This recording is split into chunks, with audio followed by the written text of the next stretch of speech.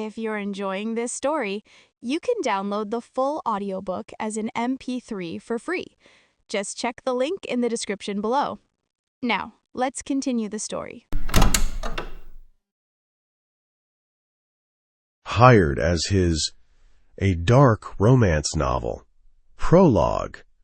The Architecture of Becoming. The iron was already hot when Vivienne Cole decided that today was the day everything changed. She'd known it since 4:47 a.m. when she woke 12 minutes before her alarm, the way she always did before something that mattered, and lay still in the dark of her midtown apartment listening to the city outside her window breathe its slow, indifferent breath. Garbage trucks 2 blocks east, a siren somewhere on Lex, Dopplering north, growing small, the particular silence of a Tuesday that doesn't know yet what it's about to become. She got up without pressing snooze. She never pressed snooze, not on mornings like this. Snooze was for people who were still deciding. Vivienne Cole had been decided for years. The iron lived on the left side of the closet shelf, cord wrapped neatly, ceramic plate wiped clean after every use. She'd had it since her second year in New York, back when the apartment she could afford had a closet so narrow she had to turn sideways to hang a dress.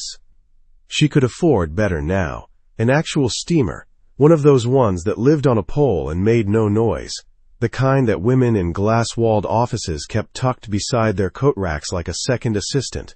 She'd priced them out 3 times. She kept the iron. There was something she trusted about it. The weight. The heat you had to control yourself, otherwise it scorched. She laid the silk blouse flat on the board. Pale gray, almost silver under the bathroom light. She'd bought it 2 months ago and never worn it, which told her something. She was not a woman who bought things she didn't intend to use. She'd been saving it, she understood now. Saving it unconsciously, deliberately. The way you save the last of something good. The way you save the best plate for a dinner that hasn't happened yet. Today, it was happening. The iron moved in slow, even strokes. The steam rose in small ghosts. She watched the wrinkles surrender, one by one, the fabric giving way, becoming smooth, becoming what it was supposed to be, under the right amount of sustained heat. Outside, Manhattan was the color of a bruise just beginning to yellow, that particular pre-dawn gray-blue that lasted exactly 12 minutes before the light tipped over into something else. She could see the edge of it through the window above the ironing board, the sky doing its private business, unaware of hers. Today, she thought, they'll hear my name. Not in the way they always heard it, as an addendum, a footnote, a handshake made on her behalf by someone who stood a head taller and took up a great deal more room. Not in the passive voice, as prepared by, as researched by, as developed by the team. In the 5 years Vivienne had been at Harlow and Associates, she had written the team. She had been the team. She had stayed until 11 p.m. on the nights Marcus stayed until 9, because she needed the extra 2 hours to translate his instincts into strategies that actually worked. She had read the financial disclosures he didn't read, tracked the market signals he missed, corrected the projections that would have embarrassed him in front of men who did not forgive embarrassment. He knew this. She had watched him know it, silently, across conference tables and late-night calls.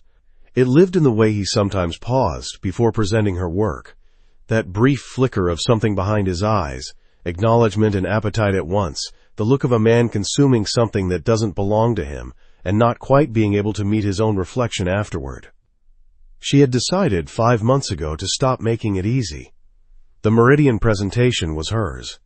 Not in the way her work was usually hers, gifted upward, attributed elsewhere, dissolved into institutional credit. This time she had done something she'd never done before. She documented it. Every version of the deck, saved with timestamps. Every strategic memo, double sent with automatic read receipts. Every model she'd built, watermarked in the metadata with her name, her initials, the date. She'd been systematic about it, almost clinical, the way you prepare for a case you know is coming. The way you build a record before someone tries to say there isn't one. Today she was going to stand at the podium in conference room A before the entire firm, before the board members who flew in quarterly and ate the expensive sandwiches and asked sharp questions in low voices, and she was going to present the Meridian acquisition strategy in her own voice, with her own name on every slide. Marcus had approved it. He'd said, with that particular generosity of men who know they owe you something, "You've earned this one, Viv, let's let you have it. Let's let her have it." As if it required his permission. As if she hadn't been holding it for him this whole time, warming it with her hands, so it would be ready when he decided she could. She hung the blouse on the door handle and stepped back to look at it. The gray silk caught the bathroom light and held it. Simple, precise, quietly expensive. Nothing that shouted, nothing that begged, just a thing that knew exactly what it was. She pressed her palm flat against the fabric, smoothing a crease at the shoulder that wasn't really there. An old habit. She did this with things she cared about, applied light pressure to the parts that mattered, as if the warmth of her hand could finish what the iron started. There is a kind of woman who is born knowing she will have to prove herself twice for every inch of ground she takes. Vivienne had understood this at 7 years old, sitting in the back of a classroom in South Philadelphia, watching her teacher give the boy beside her the answer to a question Vivienne had already raised her hand for. Not because the teacher was cruel, because the teacher hadn't seen her. Because some people were organized, without meaning to be, around a center of gravity that did not include her. Her mother had left on a February morning when Vivienne was 12, not with cruelty, not with a scene, but with the particular quiet of someone who had simply stopped being able to stay. There had been a social worker's office, a plastic chair, a cup of water Vivienne didn't drink. The social worker had kind eyes and a tired face, and asked Vivienne how she was feeling. Vivienne had said, "Fine." Not because she was fine. Because she was 12 years old and had already learned that crying in front of strangers did not produce results. She had sat very straight in the plastic chair and answered every question in a clear, even voice, and the social worker had written something in her file that Vivienne would never know, and that had been the last time Vivienne asked anyone to see what was happening to her, without first making sure the answer was already organized behind her. She showered quickly, she dressed with attention, the gray silk, the black trousers, pressed last night. The heels that added 2.5 inches and cost more than she'd spent on herself in any other single purchase. She'd bought them the week Marcus approved the Meridian pitch, and she hadn't worn them yet either. They'd been sitting on the shelf, still in their box, waiting for a day that deserved them. She lifted the box down now, set it on the bed, opened it. The leather was the color of black ink, smooth as a decision. She slipped them on and stood and looked at herself in the mirror on the back of the closet door. A woman looked back, 31 years old, dark hair, pulled into a low knot, precise as a signature, jawline steady, eyes clear. A small scar at the left eyebrow from a bicycle accident at age 9, barely visible now, unless the light was direct. She wore the kind of earrings that caught the light without demanding it. She looked, she thought, like someone who had been building to this for a very long time. She picked up the presentation binder from the desk, 42 pages, tabbed, her name at the top of every section, and put it into her work bag. She checked her phone, 7:12 a.m. The all-staff meeting started at 10. She would be there by 8:30, which meant she would have 90 minutes to review, to breathe, to stand at the front of the empty room, and let herself imagine what it was going to feel like. At the door, she paused. A habit, this too. This pause on the threshold. This moment of standing exactly at the border between where she was and where she was going. She did it every morning. She did not know what she was waiting for. Perhaps only to feel the weight of the decision, the specific gravity of a choice about to be made irreversible by a step. She looked back at the apartment, the ironing board folded against the wall, the iron, cord rewrapped, ceramic plate face down, the shelf of presentation binders and dog-eared financial journals, the single photograph on the windowsill, her college graduation, the one she'd framed herself, the one where she was laughing at something said by someone just off camera, and she looks, in it, entirely and completely like herself. Today, she thought, for the last time in her life, as the woman she currently was. She didn't know. Standing in that doorway with the gray silk at her shoulders and the new shoes on her feet, and 5 years of documented, witnessed, meticulously time-stamped evidence under her arm, that she was right. Today, everything was going to change. She just had the wrong idea about how. She turned off the light, pulled the door closed behind her. The lock clicked, small and final, and Vivienne Cole walked out into the city that had never once given her anything she hadn't taken for herself. And, for the last time in her life, she didn't know that was something to be proud of. She was still, in that particular way, waiting to be told. By the end of the day, there would be no one left to tell her. And that was when she would finally become someone who didn't need it. She just didn't know it yet. Chapter 1. The Architecture of Ruin. The elevator opened on the 34th floor at 8:23 a.m., and Vivienne stepped out into the particular quiet of an office 2 hours before it mattered. She liked it like this. Before the noise arrived, before the staccato of keyboards, and the competitive murmur of conference calls, and the specific way that open-plan offices manufactured the illusion of collaboration, while actually just forcing everyone to perform productivity at one another. Before all of that, the space was just a space. Gray carpet, floor-to-ceiling glass, the skyline of Midtown Manhattan laid out to the south like a promise someone had kept. She set her bag on her desk. The good desk. She'd fought quietly for it 3 years ago, positioned near the window, angled so that when she looked up from her screen, she could see the Empire State Building in her peripheral vision. She had never told anyone why that mattered to her. She was not certain she could have explained it, even to herself. Only that it had something to do with being from South Philadelphia, and with being 24 when she first arrived in this city, and with the particular stubbornness required to look at a skyline like this one and decide that you were going to be part of it rather than an audience to it. She opened her laptop, pulled up the presentation file. 42 slides. 90 days of work. The Meridian acquisition strategy. Her read on a mid-market logistics company with undervalued infrastructure assets. Her model for the integration timeline. Her risk matrix. Her synergy projections. Her language. Her thinking. Her name in the metadata of every version going back to the initial rough draft in November.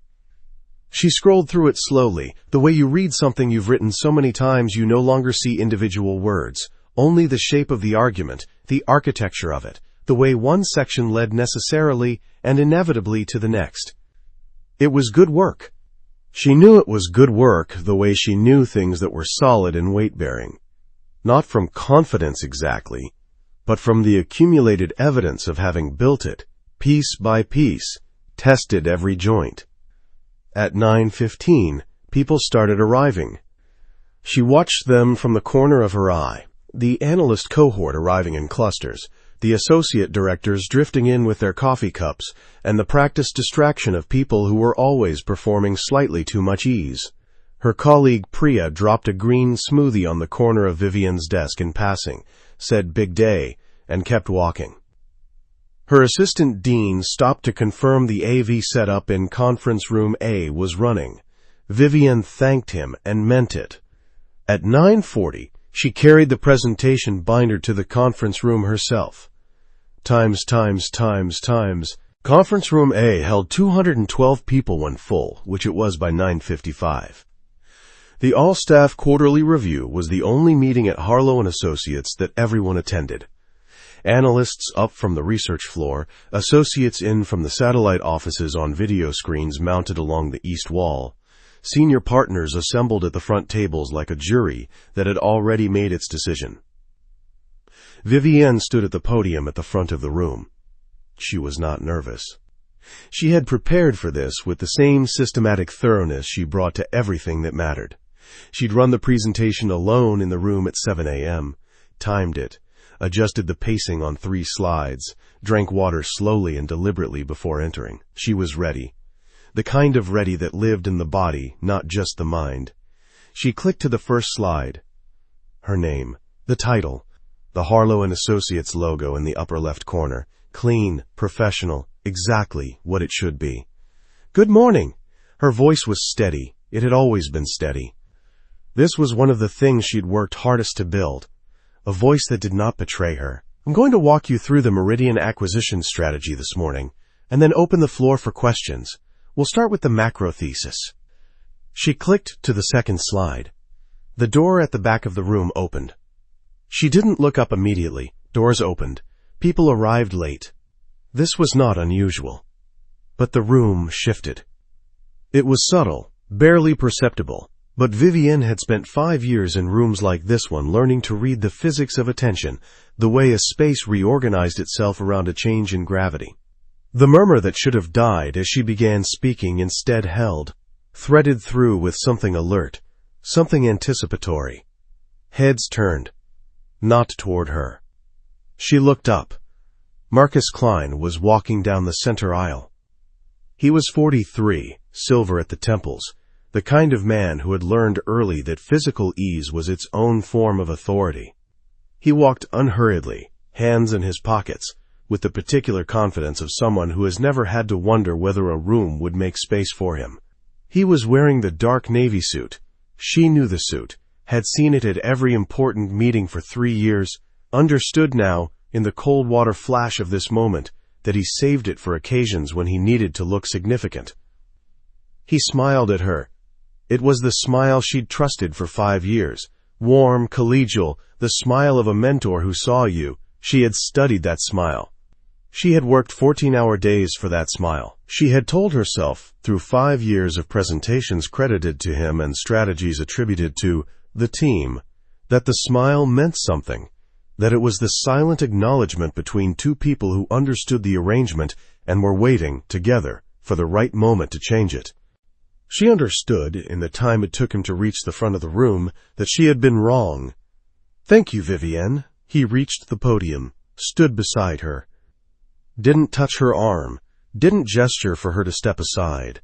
Just arrived next to her and made the space his by occupying it, the way powerful men made spaces theirs, through the assumption of welcome. "I'll take it from here." She didn't move. For exactly 3 seconds, she didn't move. Later, she would think about those 3 seconds. She would think about what it meant that she had not moved, whether it was dignity or simply the body's refusal to process what was happening, the small catastrophic delay between receiving information and understanding what it requires of you. Either way, 3 seconds. She stood at her podium in front of her presentation in the room she had arrived at 7 a.m. to prepare and did not move. Then Marcus placed his hand on the podium, not on her, never on her, he was careful about that, and she stepped back. 1 step, 2, until she was no longer at the front of the room but off to the side of it, near the wall, in the exact position of a person who has been removed from the center of something without being asked. Marcus cleared his throat. "I want to start this morning by addressing something directly," he said. His voice carried. It always carried. Another thing she'd watched him do and tried to learn from: projection, the assumption that what you had to say was worth hearing. As many of you know, the Meridian acquisition, which this firm has been developing for the better part of a year, collapsed yesterday. We received confirmation from the target's board at 4 p.m. The deal is dead. The room absorbed this. Vivienne heard it from very far away, like a sound heard through water. The deal. Dead. She hadn't been told. She had not been told, and she had spoken to Marcus at 6 p.m. yesterday to confirm today's presentation logistics, and he had said she could hear his voice exactly. "We're all set, Viv. Get some rest." She had gone home and ironed the gray silk blouse and set her alarm and gone to sleep, believing the deal was alive because Marcus had looked her in the eye and not told her otherwise. She had not moved. She was still not moving. She was standing at the side wall of Conference Room A with her presentation binder in her hands and a room of 200 people arranged in front of her and Marcus Klein at the podium that had been hers 4 minutes ago. "After a thorough review," Marcus continued, It became clear that the core analysis underpinning the acquisition strategy contained significant errors in the risk assessment. Errors that, frankly, should have been caught before this process went as far as it did. Her. He was talking about her. He was standing at her podium, in front of her presentation, and he was talking about her work as though it were a thing that had been done to him. As though the 5 years she had spent producing, refining, verifying, documenting everything with timestamps and red receipts and digital fingerprints he didn't know about were something he had generously permitted rather than voraciously consumed. I want to be transparent with this team, Marcus paused. He was good at pauses. They were one of the things she'd admired about him, back when admiration was something she could afford. The strategy was developed primarily by our director of strategy, Vivienne Cole. I trusted that process. I should have been more hands-on. That's on me. The room was very quiet. Going forward, I've made the difficult decision to restructure the strategy division, Vivienne.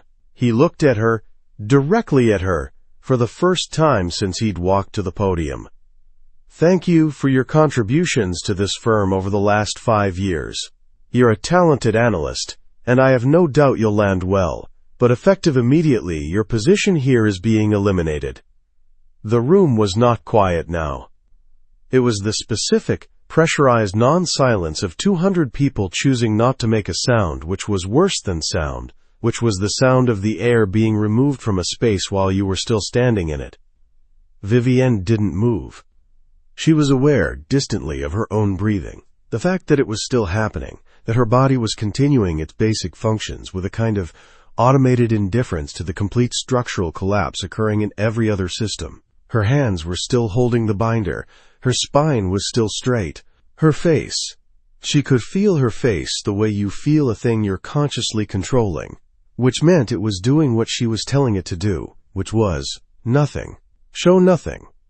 Marcus was talking again. She could hear him the way you hear a television in another room. Something about a transition period. Something about HR. Something about wishing her well in her next chapter.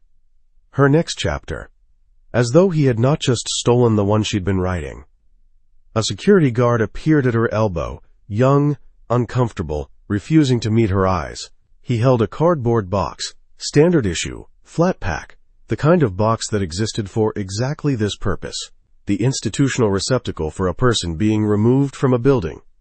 If you'd like to gather your personal items, he said quietly, I can escort you. She looked at him. She looked at the box.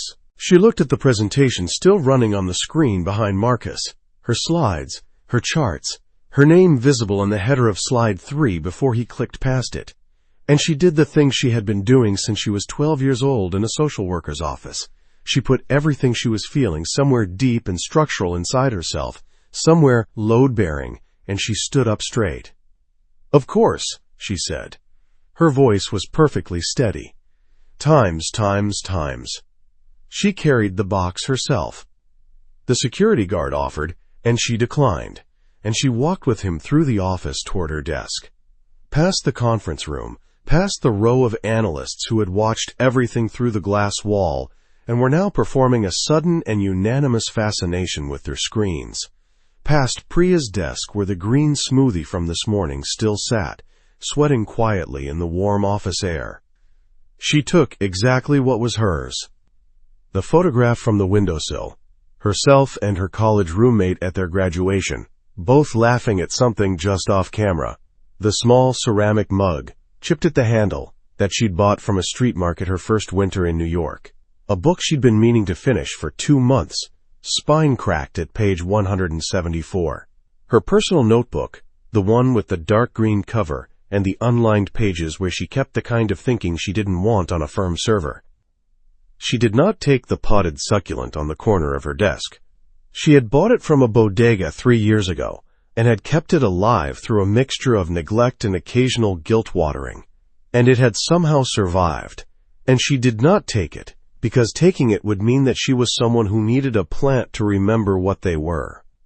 She was not that. She placed the few items in the box, closed the flaps, lifted it. The security guard rode the elevator with her, They stood on opposite sides of it, both looking forward. The elevator music was something inoffensive and forgettable. She thought, I will not remember this music. I will not let this be the thing I remember.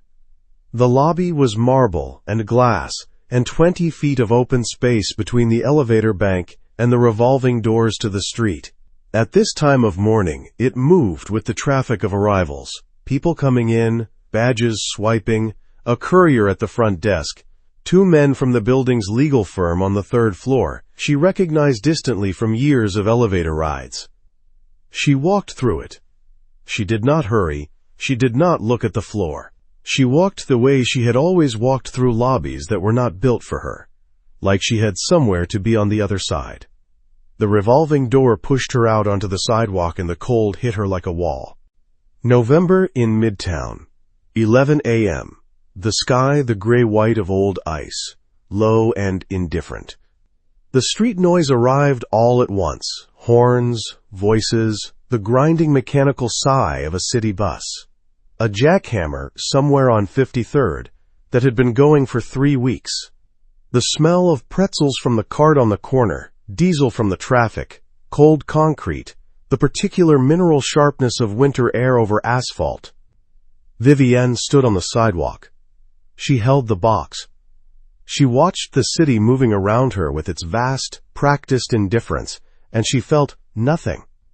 Not anger, not grief, not humiliation, though she understood, with clinical precision, that humiliation was the correct word for what had just happened to her in front of 200 people in a glass room on the 34th floor. Not any of those things yet. Only the sensation of standing in the exact spot where something had been and wasn't anymore. The architectural fact of the absence, the way a room feels after the furniture has been removed. She thought, I documented everything. She thought, the timestamps are real and the metadata is real, and I sent copies to my personal email 18 months ago, when I first started to understand what Marcus was doing. She thought, I knew. Some part of me knew. And I came anyway with the gray silk and the good shoes and the 42 slides. And I stood at the podium and waited to be seen. And I don't know which is worse, that he did this, or that I am standing here surprised by it. Her phone buzzed. She shifted the box to one arm, pulled the phone from her jacket pocket. A text. Unknown sender. No, not unknown. The number was recognized by her phone's contact system, linked automatically to the organizational directory she'd synced 2 years ago and never cleaned out. Marcus's executive assistant. A woman named Kara, who had always been professionally kind to Vivienne in the way people are kind to someone they feel quietly sorry for. The text read, Vivienne, per Mr. Klein's instruction, please be advised, any reference requests from prospective employers should be directed to legal. HR will confirm employment dates only. I'm sorry. There was no question about the last 2 words. Kara had added them herself. They were sincere. They made it worse. Vivienne read the text twice. She read it with the specific, awful clarity of someone who has just understood the complete shape of a trap that was already closed. Marcus had not just fired her. He had spent this morning not calling her to tell her the deal was dead. He had spent yesterday evening not telling her at 6 p.m. when she'd confirmed the presentation logistics. He had spent some number of hours before that. She could not know exactly when, but she knew him. She knew the efficiency of his cruelty when it was pointed in a direction, sealing every professional exit before she even walked through the building's front door. The reference was gone. The industry network was damaged. 200 people had watched her be named responsible for a collapsed deal, and news traveled in this world the way it always traveled, fast and distorted, the story shrinking down to its most usable sentence, fired for bad work. The 5 years of documented evidence in her personal email were real and intact and entirely irrelevant to the next 6 months of her life. She stood on the sidewalk with the box and the buzzing phone and the jackhammer on 53rd Street and the pretzel cart and the sky the color of old ice, and she thought, he planned this. And then, underneath that, quieter, and the part of her that had been 12 years old and straight-spined in a plastic chair once. He planned this, and I let him, and I will not let anyone do this to me again as long as I live. The thought arrived without heat, without theatrics, like a door locking from the inside. She put the phone in her pocket. She picked up the box. And she walked. Times. She didn't go home. Home was a studio apartment on East 48th, with a window that faced another building's wall and a kitchen that held exactly 2 people if neither of them moved.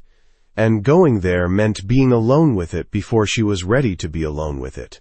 And she was not ready. And she knew herself well enough to know that not ready was a condition she needed to respect.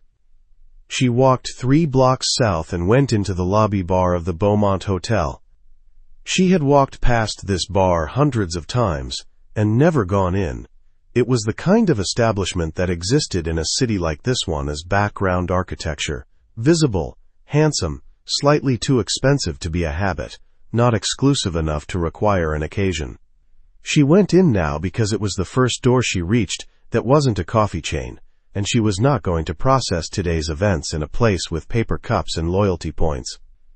The bar was half empty at 11 a.m., dark wood, low lighting, the murmur of 2 men having what was unmistakably a business conversation they both wanted to finish quickly, a woman in the corner with a laptop and a glass of something sparkling. The bartender, mid-30s, precise in his movements, looked at Vivienne when she sat, registered the box on the stool beside her with no visible reaction, and said, "What can I get you?" "Sparkling water," she said, "and whatever scotch is the most honest thing you have." He nodded as though this were a reasonable answer, which was exactly why she'd said it that way. She needed something honest. She was surrounded by the wreckage of a thing that had been dishonest for 5 years. She set the box on the floor, put her phone on the bar face down, which was the physical gesture of a person who did not want to watch themselves react to news. The scotch arrived. She didn't drink it immediately.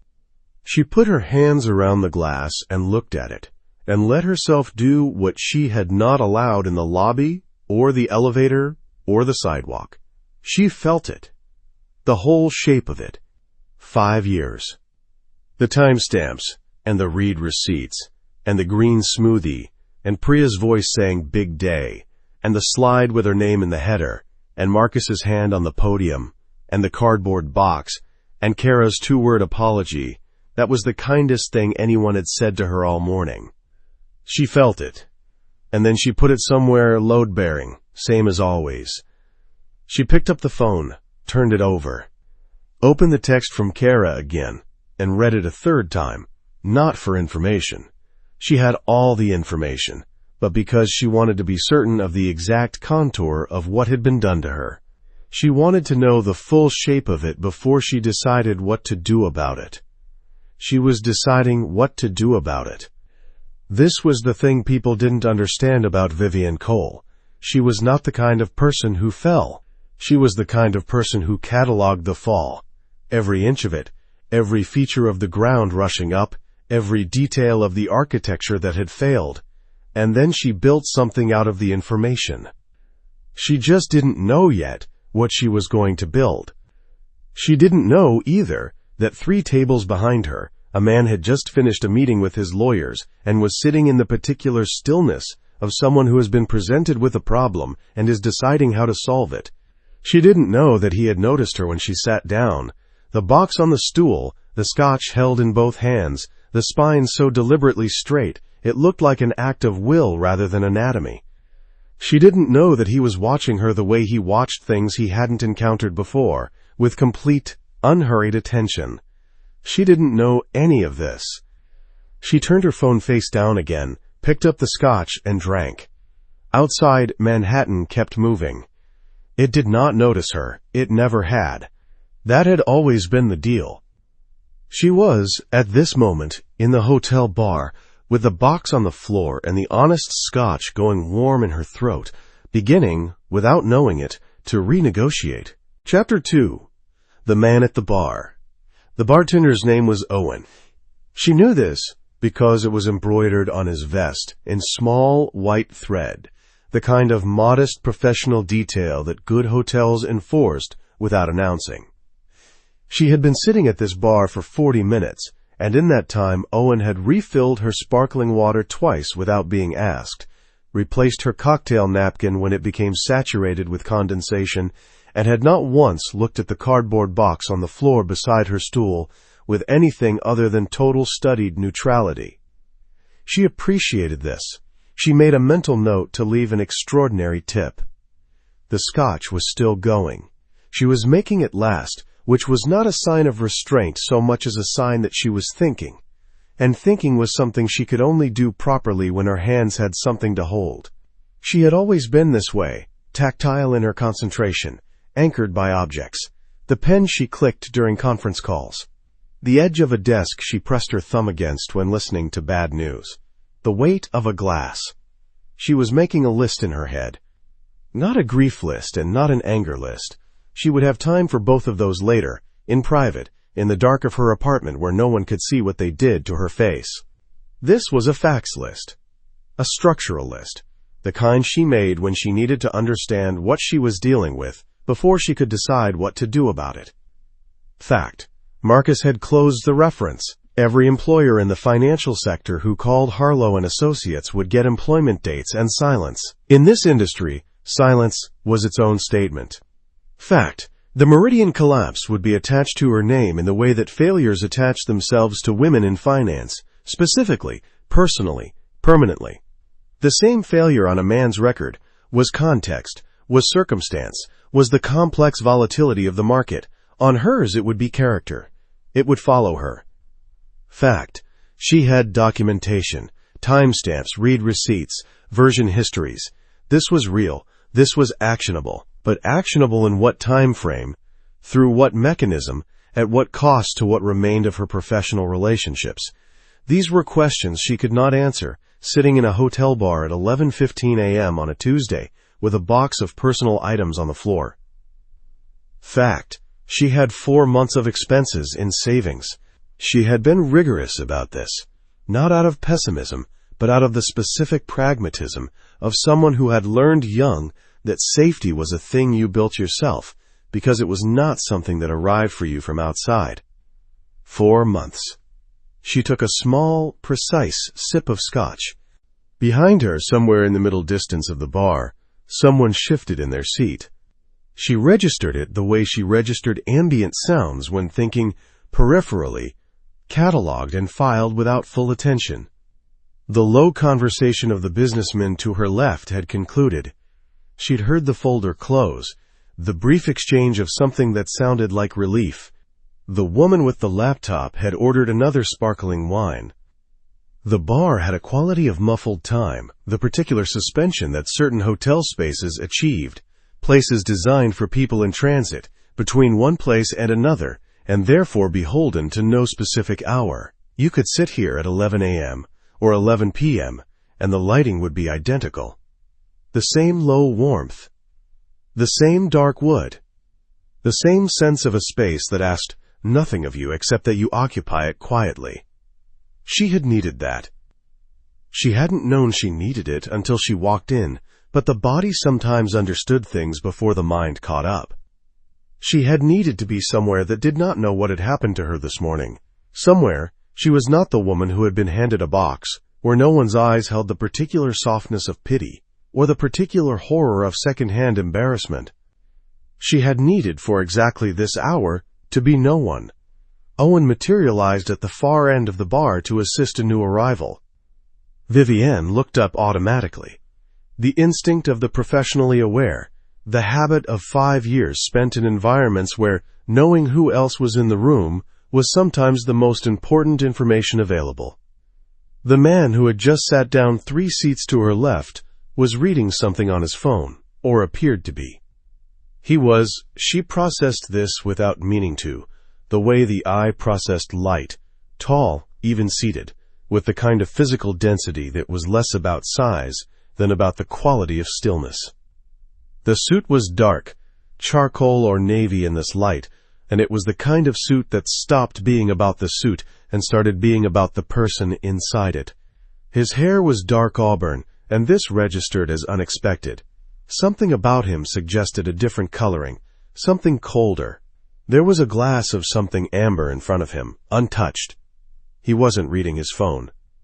She understood this in the same way she understood the room shifts in conference rooms, not from any single observable fact, but from the aggregate of small things that didn't quite add up. His thumb wasn't moving. The screen angle was wrong, and there was something about the quality of his not looking at her that was itself a form of attention. She looked back at her own glass.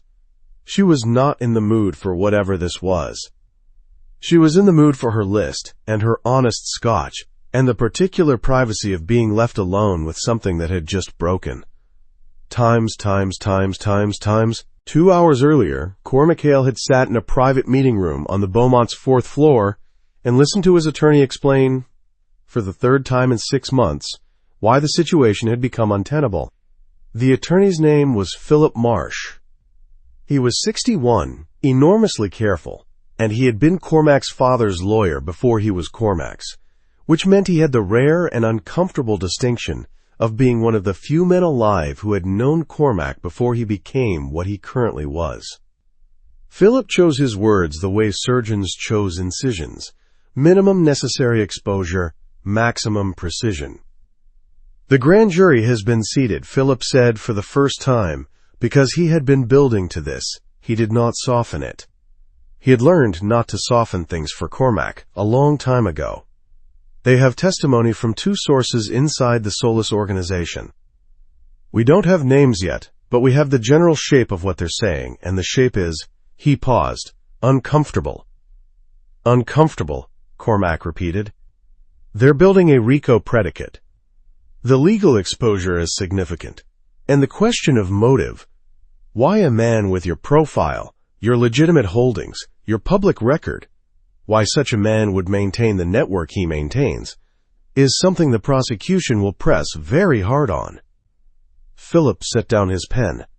The profile they're working from is single, insular, no domestic ties, no social accountability, no one to anchor you to ordinary life. Cormac looked at the middle distance. Outside the 4th floor window, November Manhattan performed its indifferent operations. You're telling me I need a wife, he said. I'm telling you that a married CEO of Hale Capital presents a substantially different evidentiary profile than an unmarried one, that juries respond differently. The prosecutors build narratives, and a man embedded in legitimate domestic life is a harder narrative to construct a certain kind of case around. Philip was careful. I'm not telling you what to do. I'm telling you what the situation requires, and leaving the decision entirely. Who? Cormac said. That would be your... Not someone from the world. Someone clean. Someone with no prior exposure, no family connections to complicate the picture, credible profile, educated, professional. He was already thinking through it. Not like a man selecting a companion, like a man solving a problem, which was the only register he had for personal decisions since Nadia. Someone whose life has recently become unmoored enough that the proposition makes rational sense. Philip looked at him for a moment with the expression of a man who has decided not to say what he's thinking. I'll have the research team begin. I'll handle it. He'd said this with the same quiet finality with which he said everything, and Philip had known better than to push. That had been this morning, before the meeting, before his team had already identified 3 candidates based on the parameters Cormac had specified: professional women in New York, recently displaced from stable employment, no significant family network, educated, presentable, under 40. All 3 files had been unremarkable. He had closed them and come downstairs to the bar for a drink because he had not eaten since 6 a.m., and because the meeting had left him with the specific restlessness that came from understanding a problem clearly and not yet being able to solve it. He'd been sitting for 11 minutes when she walked in. He noticed her the way he noticed structural anomalies in a room, not with attraction initially, but with the analyst's reflex, the trained recognition of something that didn't conform to its surroundings in a way that warranted attention. She was carrying a cardboard box, not grocery store, not moving, the specific flat-pack institutional kind. She set it on the stool beside her with the deliberateness of someone who was done being surprised by things for the day. She did not cry. She did not look at her phone for comfort or distraction. She ordered scotch and sparkling water, and she sat with her hands around the glass, and she was very still in the way that people were still when they were doing something complex and internal. She was thinking. He observed this for a while. He observed the set of her spine, deliberately straight, not naturally, which meant it was an act of will and had been for some time. He observed the way she read the text on her phone, not once, but twice, without her expression changing, which meant she was processing information she did not like, and was deciding not to perform her reaction. He observed the moment she put the phone face down, which was the gesture of someone who understood the difference between reacting and responding, and was choosing the latter. He knew who she was. He had recognized her approximately 90 seconds after she sat down, Vivian Cole, Director of Strategy at Harlow & Associates. He had seen her present 18 months ago at a mid-market financial conference, a strategy analysis on cross-sector integration that had been attributed in the program to Marcus Klein. He had known then, with the certainty of someone who understood how intellectual work was made and how it was stolen, that the analysis was not Klein's. The thinking was too precise. The risk calibration was too sophisticated. The language had a specific quality, dense at the sentence level, clear at the argument level, that reflected a mind that had been doing this for a long time without being taught how. Klein's presentation style was good. His analysis was always borrowed. He'd thought about it briefly after the conference, the specific injustice of watching someone consume another person's work in public and receive the credit.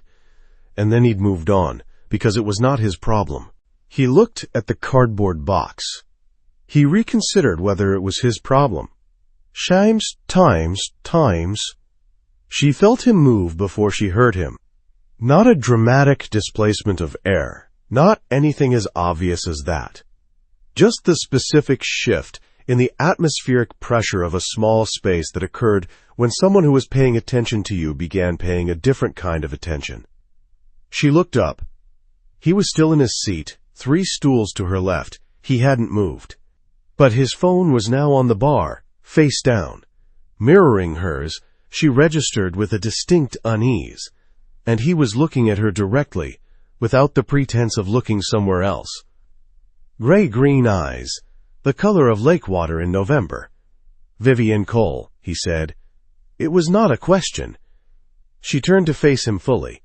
He had the kind of face that commanded this, not because it was performing anything, but because it was withholding so much that you looked harder to find what was underneath, the way you looked harder at a locked room than an open one.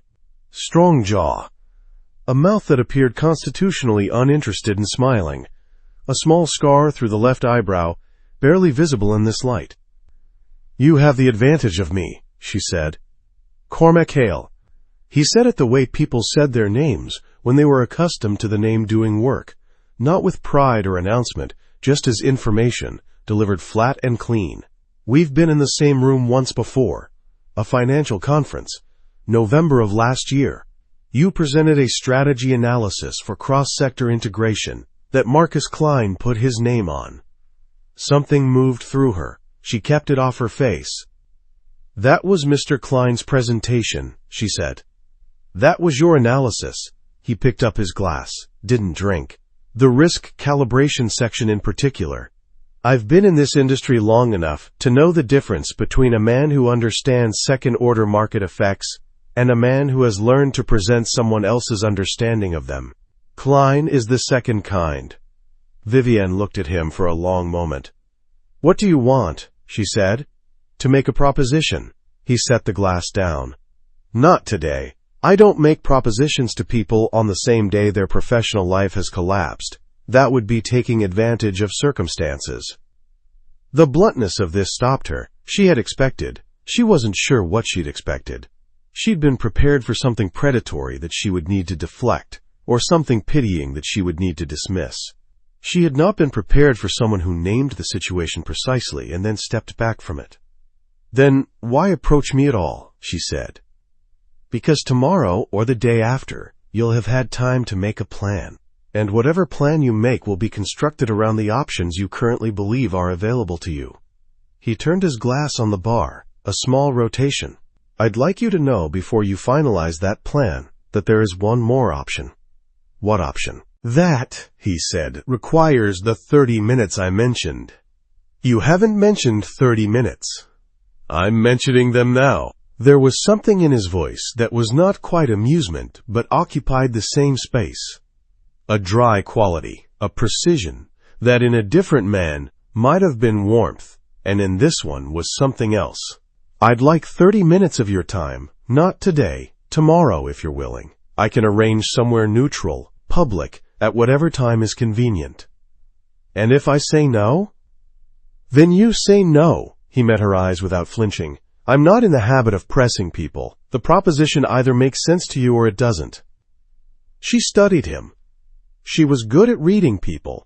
She had built a career on it, the specific professional skill of sitting in a room and understanding, before anyone said anything, the architecture of their interests, what they wanted and what they feared and what they were prepared to trade. She had read Marcus correctly. She had simply not acted on what she'd read in time. She read Cormac Hale now. He was not performing ease. This was actual ease. The ease of a man who genuinely did not need this conversation to go a particular way, who had no anxiety about her answer, who was making the offer the same way he'd make a financial recommendation, based on analysis, without emotional investment in whether the other party took the advice. He was not afraid of her. He was not attracted to her in the obvious way, the way she'd learned to identify and manage. He was interested. The specific kind of interested that had more to do with what she'd done than what she looked like. She did not know what to do with this. She picked up her glass, drank, set it back down. "How do you know Marcus closed the reference?" she said. "I didn't mention that." Something shifted in his expression, so small she almost missed it. A fractional adjustment at the corners of his eyes, the kind of tell a man made when he'd decided the question was worth being honest about. "I don't," he said. "I assumed it. It's what I would have done." The answer landed in her chest like a stone into still water. Not because it was threatening. Because it was true. Because it confirmed what she already understood about the shape of what had been done to her. And because hearing it said aloud by someone who had nothing to gain from saying it made it, paradoxically, easier to hold. She set her glass down, reached into her jacket pocket, pulled out her business card. She still had them, though they were now outdated by approximately 3 hours, and slid it down the bar toward him. "My personal number is on the back," she said. "I'll decide by tonight whether I want the 30 minutes. He looked at the card, didn't pick it up immediately. Looked at her first. "Fair," he said. She stood, lifted the cardboard box from the floor. It was lighter than it should have been for 5 years of a life, and this was a thought she put somewhere load-bearing and did not look at directly. "Mr. Hale," she said. "Hale," he said. "Just Hale." She looked at him one more time. The gray-green eyes, the dark auburn hair, the absolute stillness of a man who had never in his life needed a room to make space for him, and she nodded once and walked out of the bar. Owen wished her a good afternoon as she passed. She thanked him, and she meant it, and she did not cry until she was in the elevator of her building on East 48th, alone, going up to the apartment with the window that faced another wall. She cried for exactly 4 minutes. She knew this because she timed it. Then she washed her face, changed out of the gray silk, sat at her kitchen table with her laptop and a glass of water, and she opened a new document, and she began to write down everything she knew about Cormac Hale. Times. She spent 3 hours on it. The search results were, at first, entirely expected. Hale Capital Group, private equity, founded 12 years ago, assets under management in the high nine figures, real estate holdings across the eastern seaboard, a logistics portfolio that seemed straightforward until you looked at the subsidiary structure, which was layered, she noted. Not illegally, as far as any public filing indicated, but with the specific complexity of someone who wanted certain things to be findable and certain others to require effort. He appeared in Forbes twice in the last decade, both times for the Hale Capital annual returns, which were exceptional. He did not appear at galas. He did not appear at charity events. He did not appear at the kinds of professional social occasions that people in his position used to be seen at, which meant either that he attended them and was sufficiently unremarkable to avoid photographs. She dismissed this. She had seen him in person for 7 minutes, and nothing about him was unremarkable, or that he simply did not go. She searched his name alongside several others. She searched it with terms that she had not used in a professional search before and would not have used 6 months ago. She was a different person than she had been 6 months ago, and she was certainly a different person than she had been this morning, and some reconfigurations happened faster than others. What she found was not explicit. It never was, with men like this. It was the shape of the absence, the specific silences around a name. The way certain things that should be public weren't, and certain things that should have generated press coverage hadn't. The way several news stories from 4 years ago referenced a federal investigation into the soulless organization, a name she didn't recognize but filed, and mentioned, briefly, peripherally, a private equity partner who had been interviewed and subsequently removed from the inquiry. No name, no follow-up. The story had died with the particular quietness of stories that had been encouraged to die. She sat with this for a long time. She was not naive. She had grown up in South Philadelphia, which was not the worst place in the world, but was a specific enough place that she had learned young what the different textures of danger looked like. She understood the difference between men who hurt people for small reasons and men who hurt people for large ones. The first was common. The second was rarer and, counterintuitively, more governable. Men with large reasons had structure. Men with small reasons were weather. Cormac Hale was not weather. She picked up her phone, looked at the blank screen for a moment. She thought about the cardboard box, now in the corner of her apartment. She thought about 4 months of savings and a closed reference, and an industry that had just watched her be scapegoated in front of 200 people. She thought about the social worker's office when she was 12, and the plastic chair, and what it had cost her to decide, at 12 years old, that she was not going to cry. She thought about the way Cormac Hale had looked at her business card. Not with hunger, not with pity. With the specific attention of a man for whom other people were, primarily, a source of information, and who had just received information he considered interesting. She opened a new text, typed the number from memory. She was good with numbers. Tomorrow, she typed. * 9 a.m. You choose the location. I'll have questions. She sent it before she could refine it further. Refinement was how she made herself smaller. She was done making herself smaller. The response came in 40 seconds. A hotel address on the Upper East Side, a floor number, a suite number, and then, below it, bring the questions. That was all. No pleasantry, no reassurance, just acknowledgement of her terms, and the information she needed to act on them. She set the phone down on the kitchen table. Outside her window, the facing building was doing what it always did, existing, indifferently, blocking the light she'd stopped expecting. The city hummed its constant low-frequency hum, the sound of 8 million people going about their unrelated business, none of it touching her. She opened her laptop again. She had questions to prepare. She would not go into that room the way she had gone into every room for 5 years, prepared to be useful, prepared to make herself comprehensible, prepared to work twice as hard for half the credit. She would go in the way she should have been going in all along, like someone who understood exactly what they were worth, and like someone who, for the first time in a very long time, intended to be paid accordingly. Chapter 3. The Terms. She arrived 7 minutes early. This was deliberate. She had learned over years of professional life that arriving precisely on time was a form of compliance. It said, wordlessly, that you had organized your morning around someone else's schedule.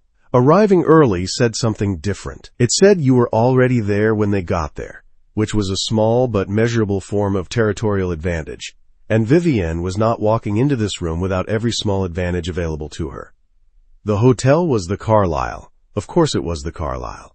She had walked past it 100 times on Madison Avenue and understood it the way she understood all institutions built around the assumption of permanence, with a mixture of appreciation for the craft and clear-eyed recognition of what the craft was designed to communicate. Old money. Quiet authority. The kind of place that didn't need to announce itself because everyone who needed to know already knew. She took the elevator to the 14th floor, found the suite number, knocked. The door was opened not by Cormac, but by a man she didn't recognize, mid-40s, compact, with the specific quality of stillness that she now associated, after last night's research, with people who existed in proximity to Cormac Hale. He looked at her once, assessed her in under 2 seconds, and stepped back. "Ms. Cole, not a question. He's expecting you." The suite was, she catalogued it as she moved through it, the kind of space that had been organized rather than decorated. No flowers, no art chosen for impact, no deliberate signals of taste. A long table near the windows, with 3 chairs, 2 on one side and 1 on the other. A legal pad and pen on the single chair side. A tray with coffee. Morning light coming through the east-facing glass, falling across the table at an angle that would require her to look into it when she sat. She noted this. She chose the chair facing away from the light. Cormac was standing at the window when she entered, the same posture she'd noted from a distance yesterday, hands clasped behind his back, looking out over Madison Avenue with the quality of a man who was not admiring the view, but using it to think. He turned when she sat down, and the movement was unhurried in the specific way of someone who was not performing calm but simply was it. In the daylight she did not let herself finish the observation. It was not relevant.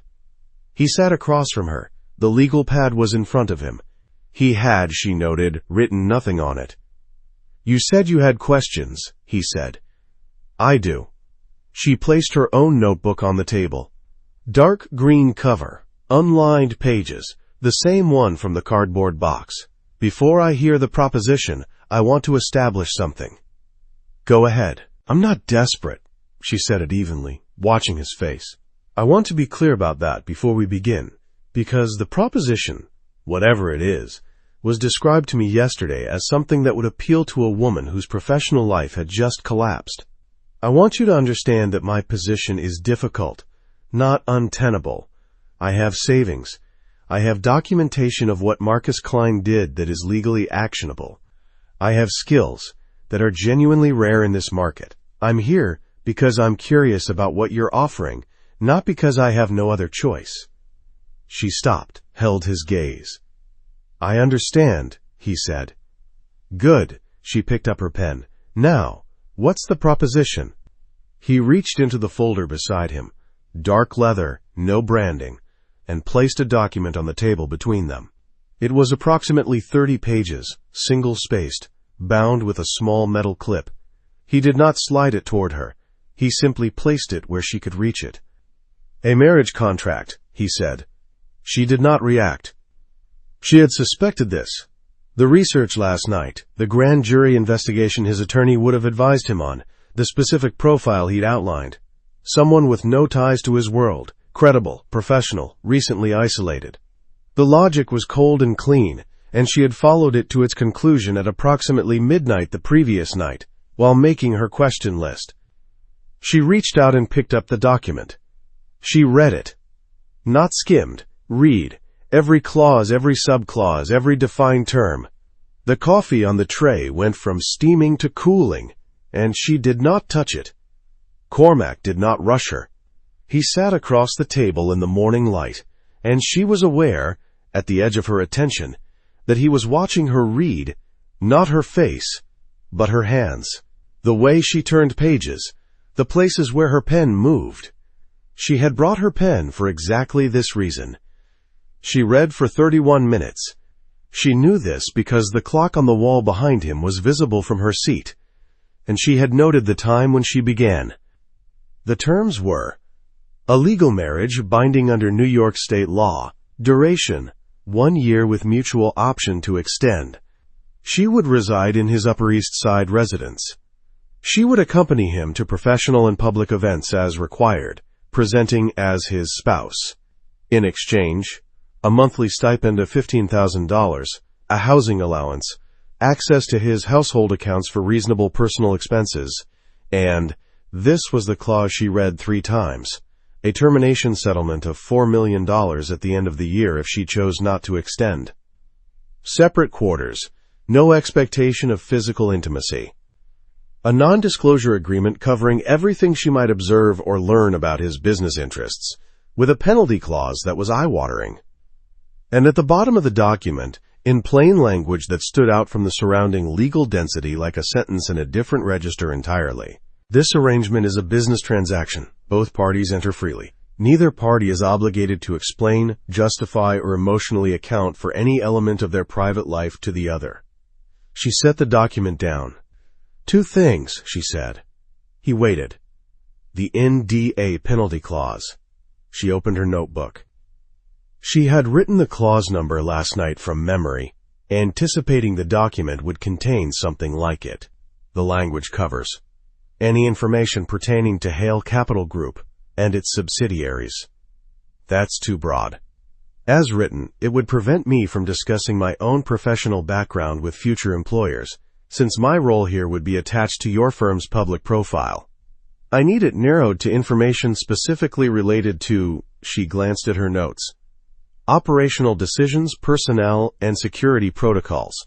Standard executive NDA scope, not blanket. Something happened in his expression. She caught it. The fractional stillness. The quality of a man who has just received information he did not have before and is deciding what to do with it. Acceptable, he said. Second, she turned a page in her notebook. The termination settlement. $4 million at year's end is structured as a lump sum. I want it structured as a base payment of $1 million at the 6-month mark, regardless of whether either party terminates early, and $3 million at completion. The 6-month payment protects me against early termination that isn't my fault. If you decide to end the arrangement for reasons unrelated to my performance, I'm not left exposed. He looked at her for a moment. You researched payment structuring in contract marriages, he said. I researched everything I could think of last night, yes. It took you approximately 8 hours from our meeting to produce 2 specific, legally coherent counterclauses. 7.5, she said. I slept for an hour. He was quiet for 3 seconds. Then he uncapped his pen and drew a single line through the relevant clause on the document. I'll have the revised terms drafted by tomorrow morning, he said. The 6-month structure is acceptable. The NDA language will be narrowed to your specifications. Thank you. Is there a third item? She looked at him. She had prepared a third item last night, written it in her notebook, decided in the small hours of the morning whether to raise it. She raised it now. Yes. I want it written into the contract that my professional activities are my own. If I consult, develop a business, or seek employment during the arrangement, those activities are entirely mine. No conflict of interest clause, no Hale Capital affiliation, no intellectual property overlap. You're planning to build something, he said, not a question. I'm planning to use the year to position myself for it. Whatever I build has nothing to do with you. Correct, he said immediately. That clause will be added. She wrote it down. So did he. Times. She poured the coffee herself. It was lukewarm by now, but she drank it anyway because she needed something to do with her hands that was not the pen. Tell me why, she said. Not the legal rationale, the actual reason. Cormac set down his pen. He looked at her across the table with the gray-green eyes that in this light were more green than gray, and there was something in the directness of it that she had not yet entirely adjusted to. Most powerful men looked at you from behind something. Charm, performance, calculation. He looked at her from the front, which was somehow more unnerving. A grand jury has been seated, he said. I have counsel who believes the evidentiary profile of a married CEO creates a substantially different narrative than the one they're building. That's the legal rationale, and it's real. He paused. The actual reason is related but different. How? I spent 12 years building something that operates in the space between legitimate and not. He said this without inflection, as a statement of fact. I'm aware of what I am. I have no interest in pretending otherwise to you, because you already know or have concluded enough to make pretense useless. The legal pressure is real, but what I need isn't specifically a wife. It's someone who is genuinely, demonstrably separate from what I do. Someone whose professional credibility is real. Someone who, if they are ever asked by anyone with legal standing, can answer honestly that they know very little about the operational side of my business, because they don't. He met her eyes. The arrangement only works if it's real, not performed. Real. That means you actually live in the house. You actually appear at the events. You are actually a presence in my life that is legible as domestic. And you chose me specifically, she said. I had a list of candidates. You were not on it when we met yesterday. He tilted his head slightly. You became relevant when I watched you spend an hour in a hotel bar not falling apart after being publicly destroyed by a man who built his career on your work. The quality of how you didn't fall apart is what made you relevant. She turned this over. She was not moved by it. She was informed by it, which was different. She had been selected because she was isolated, yes. Because her professional catastrophe made the proposition rational, yes. But she had also, apparently, been selected because of a quality she had spent her entire career treating as a survival mechanism rather than an asset. The discipline of not performing her own pain in public. Someone had finally, after 31 years, recognized it as a form of strength. She was not going to let herself feel anything about this. She was going to note it and move forward. What do you need from me practically? She said. Beyond the public appearances. Day to day. Dinner, most evenings. I have staff, so this isn't domestic labor. I mean your presence at the table. A household that looks inhabited by two people who exist in relation to each other. He paused. There will be people who assess us. My world conducts due diligence on personal relationships. Someone will talk to the concierge of the building. Someone will notice whether there are 2 coffee cups in the morning. I need the texture of a real life, not a scheduled performance. And in return, you leave my professional life entirely alone. Entirely. No opinion on what I build, no access to my process, no leveraging my profile for Hale Capital without my explicit written consent. None, he said. You are not an asset. You are a person who has entered into a specific agreement for specific reasons. The 2 categories don't intersect. She looked at him across the cooling coffee and the document with her amendments penciled into the margins, and she understood something that she would think about again, later, in the months that followed. That this was the first time in 5 years that a man with power had looked directly at her and told her she was not an asset. The irony that it was a man who had selected her specifically for strategic reasons was not lost on her. She thought about it anyway. When does this need to be finalized? She said. The revised document can be ready tomorrow. The legal marriage, courthouse, no ceremony, would need to happen within 2 weeks for the timeline to be useful. He was watching her. If you want time. I don't, she said. I want the revised document by tomorrow morning. I'll review it. If the clauses reflect what we've discussed, I'll sign it. He nodded. There's one more thing, he said. What? Marcus Klein. He said the name without particular emphasis. You have documentation, timestamps, metadata. I assume you're planning to use it. That's my business. It is, he agreed. I'm not asking to be involved. I'm telling you that some of the industry contacts who would otherwise be inclined to accept Klein's version of events are, he paused, in positions where their inclinations can be influenced. Not by you, that's already in motion. She stared at him. You didn't wait for me to sign anything, she said. No. His expression was even, revealing nothing. I don't treat people as assets, as I said. What was done to you was also done because Klein has certain debts that he was settling by sacrificing a credible professional. The people he's indebted to are adjacent to my concerns. Addressing them addresses both problems. This is already done, she said slowly. It's in motion. A pause. It will be done whether or not you sign the contract. It has nothing to do with the contract. I want that to be clear. She sat with this. There was a version of this moment that should have felt like violation. Someone moving pieces on a board that she thought was her own. She recognized that. She waited for the feeling. It didn't come. What came instead was a question she didn't ask aloud.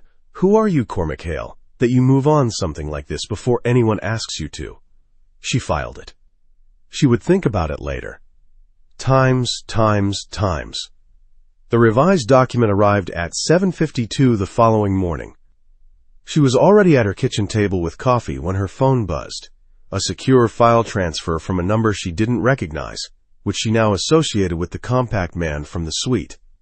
She opened it on her laptop and read it with the same thoroughness she'd brought to the first version.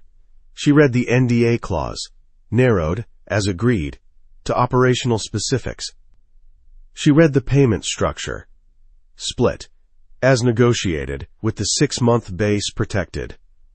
She read the professional independence clause, added, clean, unambiguous. She read the document in its entirety in 22 minutes. Then she sat with her coffee for another 11, looking out the window at the facing building which was doing what it always did. She thought about her mother leaving, and the plastic chair and the apartment that held exactly 2 people if neither of them moved, and about Marcus's hand on the podium, and about the way Cormac Hale had said, "You are not an asset," across a table strewn with proof of his own strategic calculation. She thought about the green notebook, about the things she intended to build. She picked up the phone and sent a single text, ready to sign. Same location, noon? The response took 18 seconds. Noon. I'll have the notary. Times. The Carlisle again. Same suite, same morning light, redirected now to the south-facing angle of noon. The notary was a small woman in her 50s, with reading glasses and the demeanor of someone who had notarized every possible category of document and had long since stopped having feelings about any of them. She verified Vivienne's identification, reviewed the signature pages, and positioned herself at the end of the table with an expression of professional neutrality. Vivienne sat. The document was in front of her. Cormac sat across from her, the same configuration as the day before, and she was aware of him the way she was aware of weather, not consciously but constantly, a background register of information she hadn't asked for and couldn't fully turn off. She read the signature page. She had a question she'd been holding since the morning. One thing, she said. Yes. The dinner provision, most evenings, is vague. I want to define it. 5 evenings per week minimum. The other 2 are mine. I can be out, working late, whatever I need. If your schedule requires otherwise, 24 hours. Notice. He looked at her across the table. There was a pause that had a different quality than his usual pauses. Not calculation, she thought, but something that was almost amusement and then decided not to be. Fine, he said. She picked up the pen. It was a good pen. Heavy. The kind with a solid brass mechanism that she associated with documents that were meant to mean something. She did not think about what it meant. She thought about the 6-month payment, the professional independence clause, the NDA narrowed to her specifications. She thought, this is a business decision. She signed her name. The notary moved through her portion with efficient silence. Stamps, witness signature, the particular bureaucratic choreography of making a thing legally real. It took 4 minutes. At the end of it, the notary gathered her materials and left the room with the quiet efficiency of someone trained to disappear. And then they were alone. Vivienne set the pen down. Cormac stood. He came around the end of the table rather than across it, a small detail she noticed, and extended his hand. The gesture was formal, an acknowledgement. She recognized it as the same impulse that had made him use the word transaction, and the phrase, both parties enter freely. A deliberate, repeated insistence that she had chosen this, that it was not something happening to her. She stood, took his hand.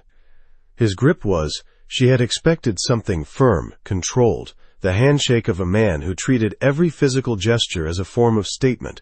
It was those things. It was also warm. His hand was warm in the specific way of something that had always been, that temperature, not recently heated, just constitutionally this. She registered the calluses on his palm. She registered the particular pressure of his grip, firm but not performative, the grip of someone who was actually paying attention to the hand in theirs, rather than to the impression the handshake was making. They shook. And then neither of them let go. It was not dramatic. There was no visible pause. But it lasted. She counted it automatically, the way she counted everything. 1 second past the conventional endpoint of a handshake.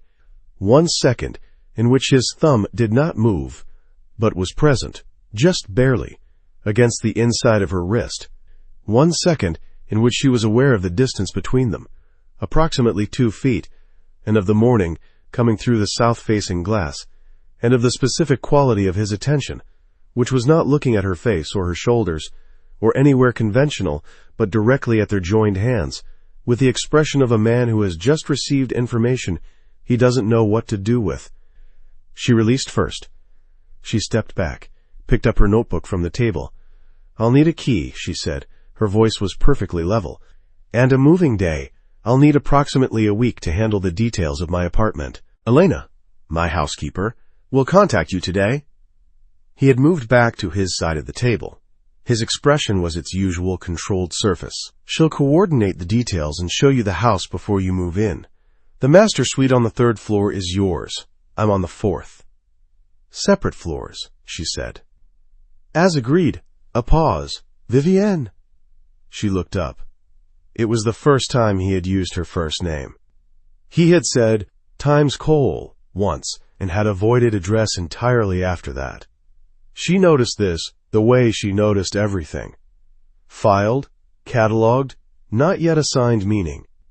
"The things Klein took from you," he said, "the documentation you have, you should use it, not as retaliation, as record." He held her gaze. "What happened to you happened because someone decided your work was safer to steal than to credit. That should be in the record." She looked at him for a moment. There was nothing she could say to that, so she didn't say anything. She nodded once, the way she'd nodded at him the first night, the gesture she was starting to understand she made when words were insufficient and she refused to substitute insufficient ones. She walked to the door. "Hale," she said without turning around. His name the way he'd given it to her, just the name, no ceremony. "Yes." "The dinner provision. First evening is Friday. I'll be there at 7. A silence. Then, "I'll tell Elena." She left. In the elevator going down to Madison Avenue, she looked at her right hand. The warmth of his had already faded from her palm, which was as it should be. She made a note in the green notebook, standing in the elevator, moving between floors. Pay attention to the handshake. She didn't write what it meant. She would figure that out later. Outside, the city did its indifferent thing. She walked north, into the November cold, past the doormen and the awnings, and the money that lived so quietly on this stretch of Madison that it barely needed to be visible. She had just signed a contract that would move her into a house on this street within the week. She had negotiated her own terms. She had added 3 clauses, all of which had been accepted without meaningful resistance. She understood with the particular clarity of someone who had just done something irreversible, stopped being the woman who waited to be given things. She had started taking them. The thought did not frighten her.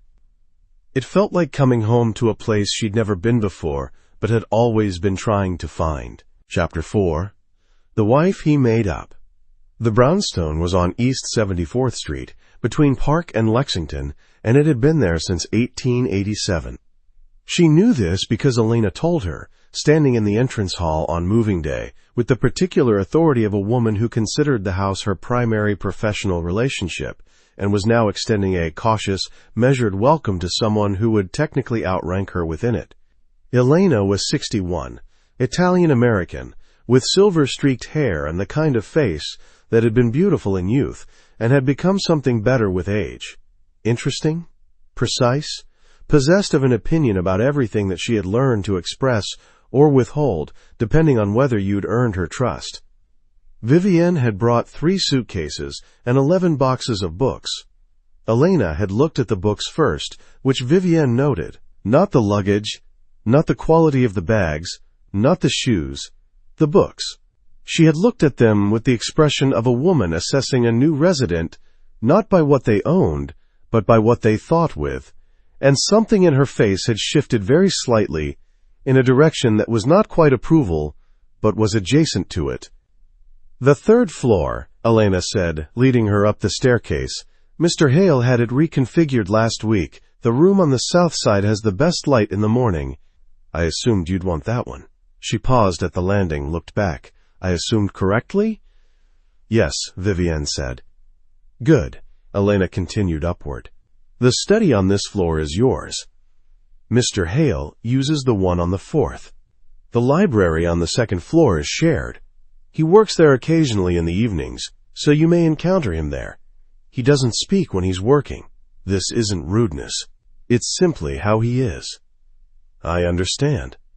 He has breakfast at 7. He doesn't expect you to join him, but coffee is always made, and if you come down before 8, there will be food. Dinner is at 7:30. He told me 5 evenings. Elena opened the door to the south-facing room. "You negotiated well." Vivienne stepped inside. The room was large, with 2 windows facing east and south, a ceiling that was higher than it had any right to be given the floor above it, and the particular quality of air that very old houses had, layered, substantial, the smell of wood and plaster and time. The furniture was new, not new in the sense of recently purchased, but new in the sense of never used.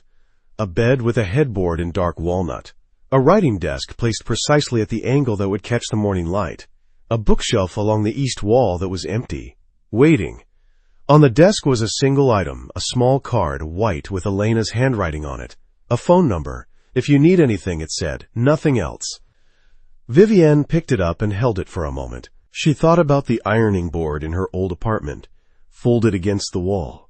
She thought about the window that faced another building. She thought about the potted succulent she hadn't taken, because taking it would mean she needed a plant to remember what she was. She set Elena's card on the desk. She began to unpack the books. Times. The first dinner was on a Friday, as promised. Vivienne came downstairs at 7:15, which was not the same as arriving early. This was a residential context, not a professional one, and she was still calibrating the difference. The dining room was on the 2nd floor, adjacent to the library, and she stood in the doorway a moment before going in, a room that had clearly been used as a room rather than as a stage set. There were books on the sideboard, a newspaper folded to the opinion section, which she would later learn was always the opinion section, because Cormac read news from aggregators, and saved physical newspapers exclusively for the commentary. A candle on the table, unlit, which she understood was Elena's contribution rather than his. Cormac was already seated. He stood when she entered, which she hadn't expected, and this surprised her enough that she almost stopped walking. "Sit," she said. "You don't have to." "I know," he said. She sat across from him. The first dinner was not comfortable. It was not the particular comfort of 2 people who knew each other. It was something adjacent to that, something that would have been uncomfortable with most strangers, but was not quite uncomfortable with this one, because he ate with complete attention and did not fill silence with noise. He asked her one question during the meal, which was whether she had what she needed in the study on the 3rd floor. She told him the desk lamp was positioned incorrectly for left-handed writing. He said he'd have it adjusted. He did, the following morning, without mentioning it. She noticed this. The second dinner was better, The third was something she almost looked forward to, which she did not examine too closely. By the end of the first week, she had established a rhythm in the house. The morning light that fell through the southeast window at 7 a.m. exactly. The particular sound of his footsteps on the fourth floor landing above her when he came home late.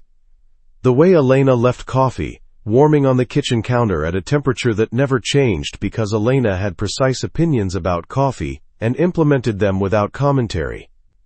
She recognized, beginning to inhabit a space, not just occupy it. Inhabit, there was a difference. Occupying was what she had done in every apartment since she'd moved to New York. She had been present in them, had used them, but had never quite settled into them the way a person settled into a place they considered theirs. The brownstone was not hers. She understood this clearly, had it in writing. But something about the south-facing room, and Elena's card on the desk, and the empty bookshelf, now full of her books, was doing something to her internal architecture that she hadn't authorized. She told herself this was good. A real arrangement required real inhabiting. The texture of a genuine life, he had said. She was providing the texture. She told herself this and largely believed it.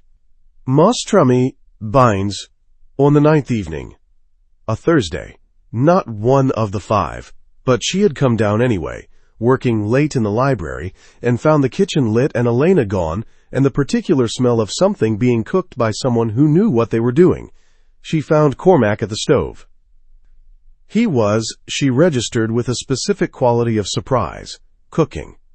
Not reheating, not instructing staff, not producing something clinical and functional. Cooking, with the focused attention of someone who was doing it because they wanted to. Sleeves rolled up, a dish towel over his shoulder, a pan on the flame that he was managing, with the ease of a person who had been doing this long enough that the physical knowledge lived in the body rather than the mind. He didn't notice her at first, or he did, and chose not to acknowledge it yet, which she was beginning to understand was its own form of courtesy, giving a person a moment to decide whether to stay before making the decision irreversible by speaking. She stayed. Elena's Thursday, he said, not turning around. What does that mean?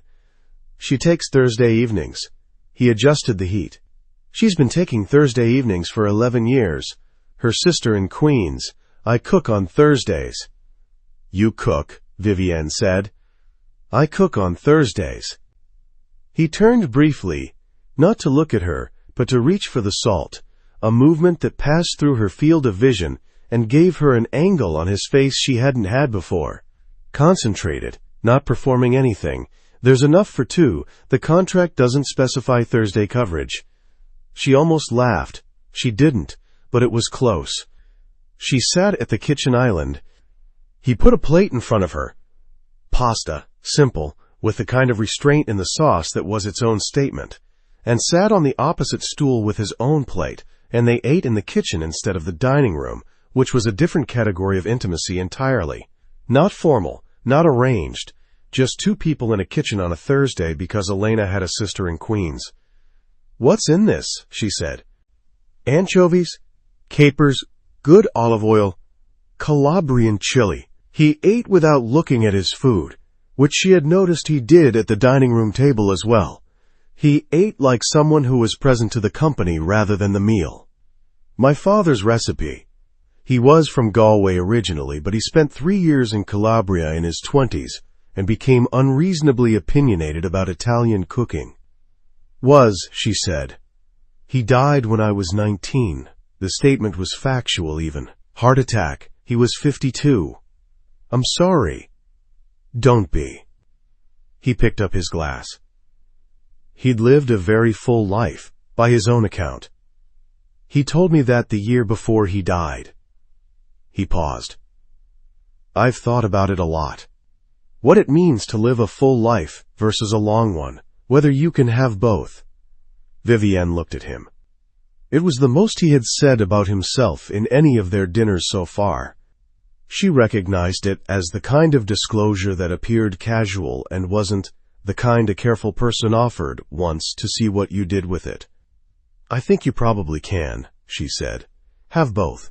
I think length is largely luck, and fullness is largely choice. Though I'm aware that's easier to believe when you haven't lost someone to the luck part. He was quiet for a moment. Then, where did that come from? My mother left when I was 12, she said. Not to death. She just left. And for a long time I thought about the length of a life, and the fullness of it and whether they were related, because she was alive somewhere and it felt the same as if she wasn't. She hadn't meant to say that.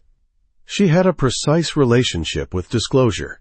She offered it strategically, when it served a purpose, when it built the trust required for a professional outcome. This had not been strategic. This had been the kitchen, and the Thursday, and the Calabrian chili, and the way he'd looked when he talked about his father. She picked up her fork. That was more than I meant to say, she said. I know, he refilled her water glass. You don't have to qualify it. She didn't qualify it. She ate the pasta, which was excellent, and he refilled the water glass, and they talked about other things. Her work on the consultancy framework she was building, his opinion on current market positioning, which was sharp and specific, and revealed someone who still thought analytically about the legitimate side of his holdings. The kitchen clock moved. She stopped noticing it. She went upstairs at 10:30. At the door of her floor she turned and said goodnight, and he said goodnight, and neither of them said anything else. And she went to bed and lay awake for 40 minutes, thinking about the specific quality of a Thursday evening in a kitchen, with a man who refilled your glass without asking, and did not make you qualify the things you hadn't meant to say. She filed it. She told herself it was texture. It was the texture of the arrangement, real and functional, and exactly what the contract had required. She mostly believed this. Times. It was a Wednesday, 3 weeks into the arrangement, and she had been working in the shared library since 8 in the morning.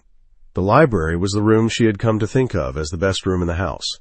2 walls of floor-to-ceiling shelves, a reading table in the center, a pair of deep-back chairs by the window that faced the garden.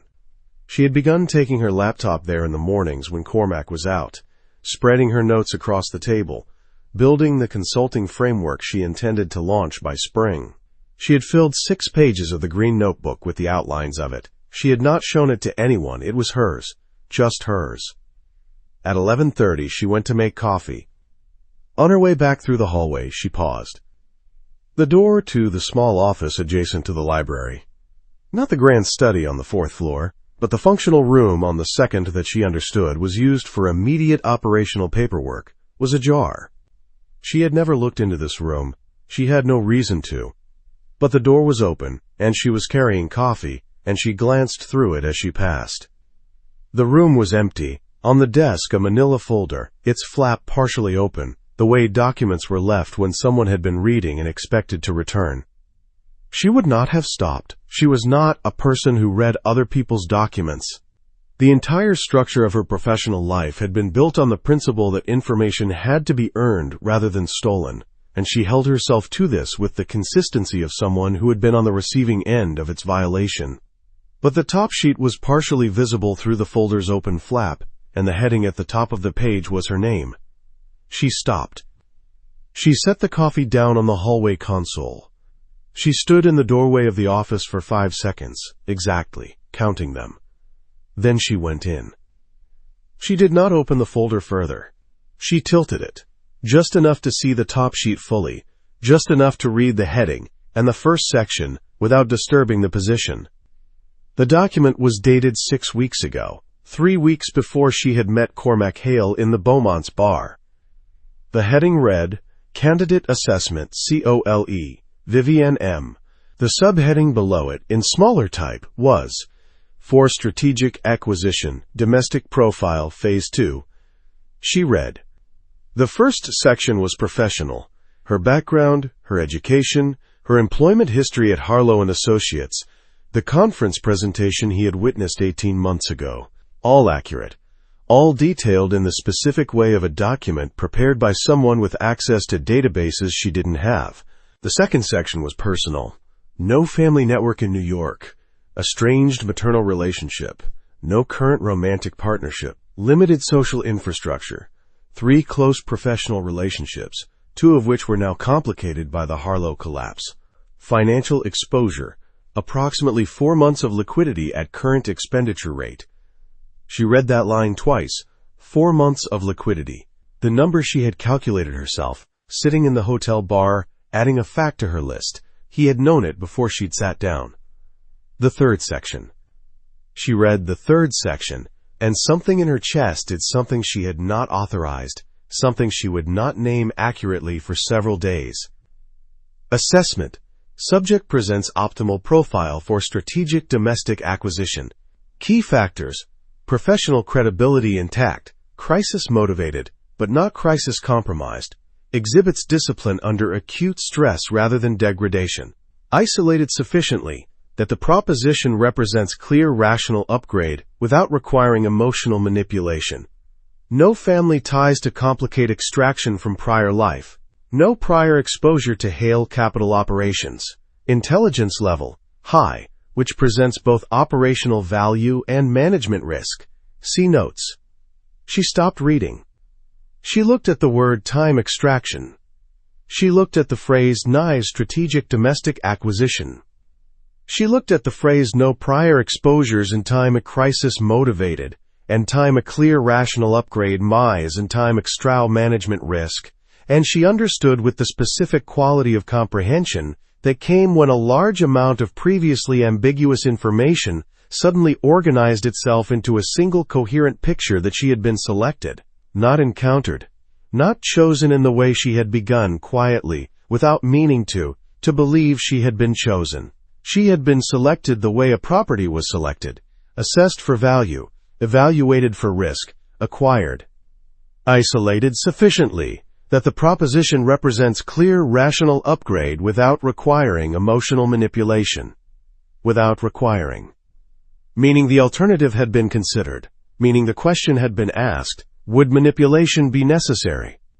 And the answer had been no, because her circumstances were desperate enough to make the proposition rational on its own terms. She was not a woman he had noticed in a bar and found interesting. She was a file.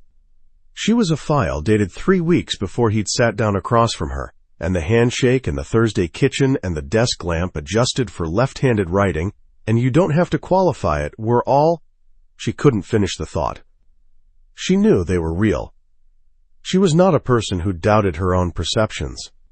She knew that the evenings had been real, that the conversations had been real, that the man she had been having dinner with for 3 weeks was not performing in any way she had been able to detect, and she was good, she was very good, at detecting performance. But he had known her name before he'd sat down. He had known her liquidity. He had known her social exposure and her family situation and the specific professional crisis that would make the proposition rational.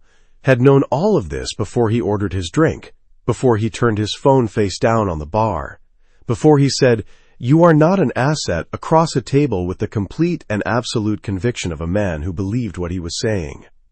She straightened the folder. She tilted it back to the exact angle it had been when she walked in. She went back to the hallway, picked up her coffee. The cup was still warm. She returned to the library, sat at the reading table, placed her laptop in front of her and her notebook beside it, the green cover facing up, and she sat very still for a long time. Not crying, she was not going to cry. She had an arrangement with crying. She did it alone, briefly, in private, when she was certain of its source. She was not certain of anything right now except the fact of the document, and she was not going to process what she didn't yet understand. She thought about the 3 seconds in conference room A when she hadn't moved. She thought about the discipline of that.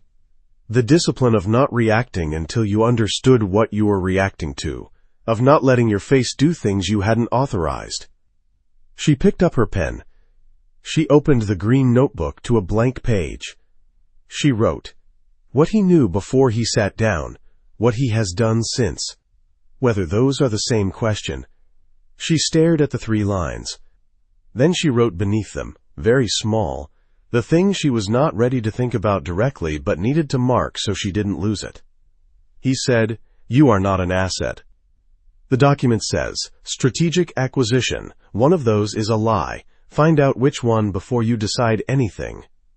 She closed the notebook. she went back to work. She came down to dinner that evening at 7:30, exactly as scheduled. She sat across from him at the dining room table. She ate the meal Elena had prepared. She answered his questions and asked her own. She looked at him across the candlelight. Elena had started lighting the candle. She didn't know when, and she looked at him the way she'd looked at his documents, with the complete, unhurried attention of someone trying to determine which thing was true. He looked back, as he always did, from the front, without anything between them. She did not tell him what she had found. Not tonight. Not until she knew what she was going to do with it. She said good night at 9:45 and went upstairs, and in the south-facing room she sat on the edge of the bed and held the green notebook in her lap and looked at the empty wall above the writing desk, where the morning light would come through in, she calculated, approximately 9 hours. She thought, he selected me before I ever chose him. And then, underneath that, the question she was least equipped to answer. Noom, does it matter? Does it change what has happened in this house in 3 weeks? Does knowing the before undo what came after? She did not know. She set the notebook on the desk, lay down on the bed, on top of the covers, still dressed. She stared at the ceiling. Outside, the city did its indifferent business. Somewhere on the 4th floor above her, the man who had a file with her name on it, and a phrase like, management risk, and had also, on a Thursday, refilled her water glass and said, you don't have to qualify it. That man was presumably also somewhere in the business of not sleeping. She didn't know that, but she thought it might be true. Chapter 5. What she is to him. He noticed it at breakfast. He noticed most things. This was not a skill he had developed consciously so much as a condition he had lived with since he was old enough to understand that information was the only currency that never devalued, that the gap between what people said and what their bodies communicated was where the real conversation was always happening. He had built his entire professional life on this. He had also, for the better part of 3 weeks, been quietly cataloging the specific grammar of Vivian Cole's physical presence in a way he had not fully admitted to himself.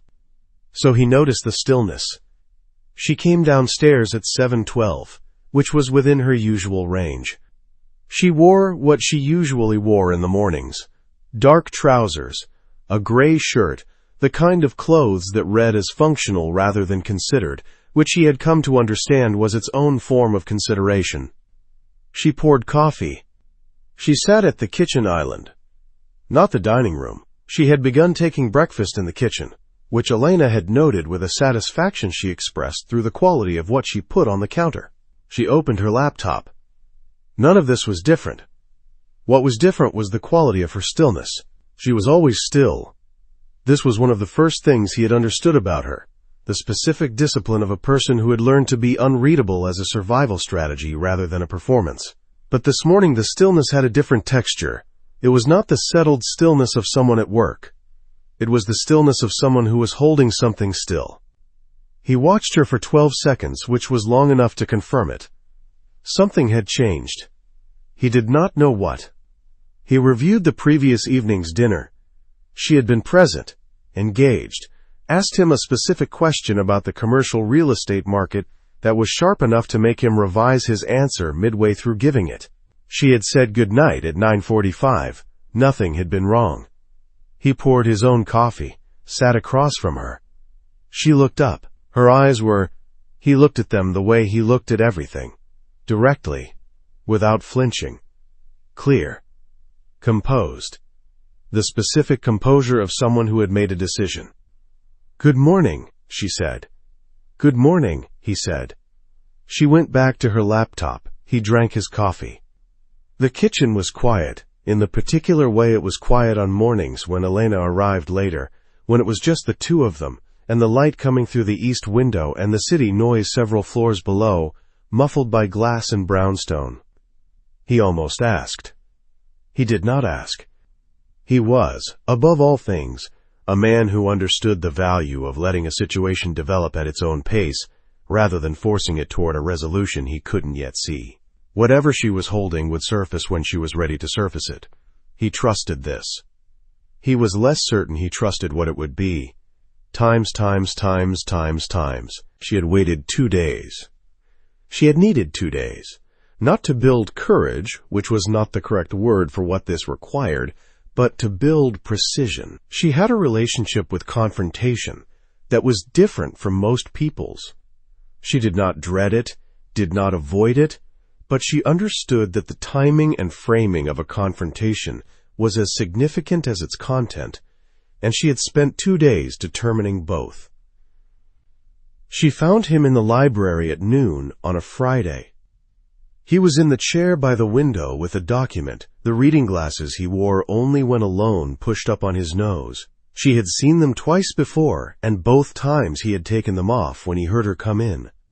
He did not take them off this time. Either he hadn't heard her, which she doubted, or he had heard her and decided not to perform the removal.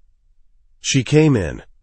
She did not sit. She stood at the end of the reading table, one hand on its surface, and she looked at him across the room. "I read the assessment," she said. He went very still. Not the stillness of surprise. She watched his face carefully, and it was not surprise. It was the stillness of a man who had known this moment was coming, had perhaps been waiting for it, and was now deciding how to meet it. He set the document down. He took the glasses off, folded them, placed them on the arm of the chair. He looked at her. "When?" he said. "Wednesday. The office door was open. My name was on the top sheet." She kept her voice level. She had practiced this not in the sense of scripting it, but in the sense of stripping it of the things she didn't want in it. The anger she'd felt on Wednesday night, the specific grief of it, which she was not going to present to him before she understood what she was grieving. "The folder was where you left it." "I know." He held her gaze. "I should have put it away." "Yes," she said. A silence. The library was very quiet. "What do you want to know?" he said. She had expected many possible responses: deflection, a controlled apology. An explanation that arrived, shaped like an apology, but was actually a justification. She had not expected this, the directness of it, the complete absence of any attempt to manage the moment toward a better outcome for himself. She sat down. At the far end of the table, not in the chair nearest to him but in the room, she opened the green notebook. "I want to know the timeline," she said. "Start to finish. How long before we met in the bar had you identified me? Who compiled the assessment? What the phrase, management risk, means?" He leaned forward, elbows on his knees, hands clasped. 8 weeks before the bar, he said, my security consultant ran candidate assessments on 7 women. The criteria were professional credibility, no connections to my world, sufficient. He paused, chose the word precisely, circumstantial pressure, to make the proposition rational. You were the highest-rated candidate. By what measure? Intelligence, composure under crisis, the specific combination of professional competence and personal isolation that made you both useful and unlikely to complicate things. He said this without softening it. "I'm aware of how that sounds." "How does it sound to you?" she said. He was quiet for a moment. Clinical, reductive, like a document written about a resource rather than a person. "Yes," she said. "That's how it sounds to me, too." She looked down at her notebook. "The bar. You sat down because you recognized me from the conference. I sat down because I recognized you from the assessment. The conference is where I first understood that Klein was taking credit for your analysis." A pause. "Those are different things. I want to be accurate." She looked at him. This was the thing that kept complicating her anger. His precision. His insistence on saying the thing that was exactly true, rather than the thing that would most benefit him. It was the same precision that had accepted her contract amendments without resistance, that had said, "'Cause of Sooth, you are not an asset," and meant it, even while the folder with her name on it sat in the office 2 floors below. "Management risk," she said. He exhaled through his nose, a small thing, the first sign of something that was not control.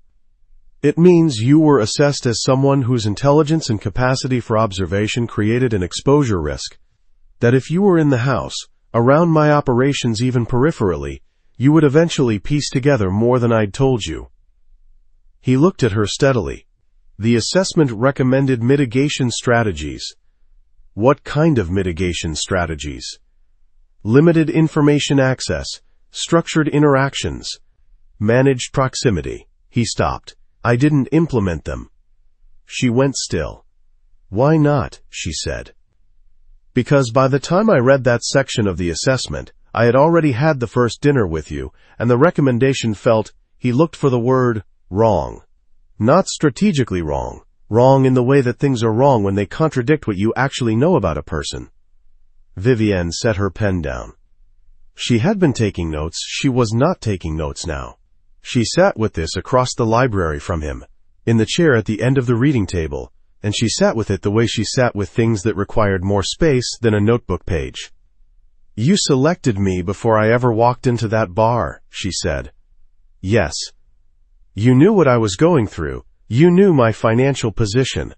You knew I was isolated." She kept her voice even. "And you used that." "Yes." He did not look away. "I did." "And the Klein situation. The industry contacts being influenced.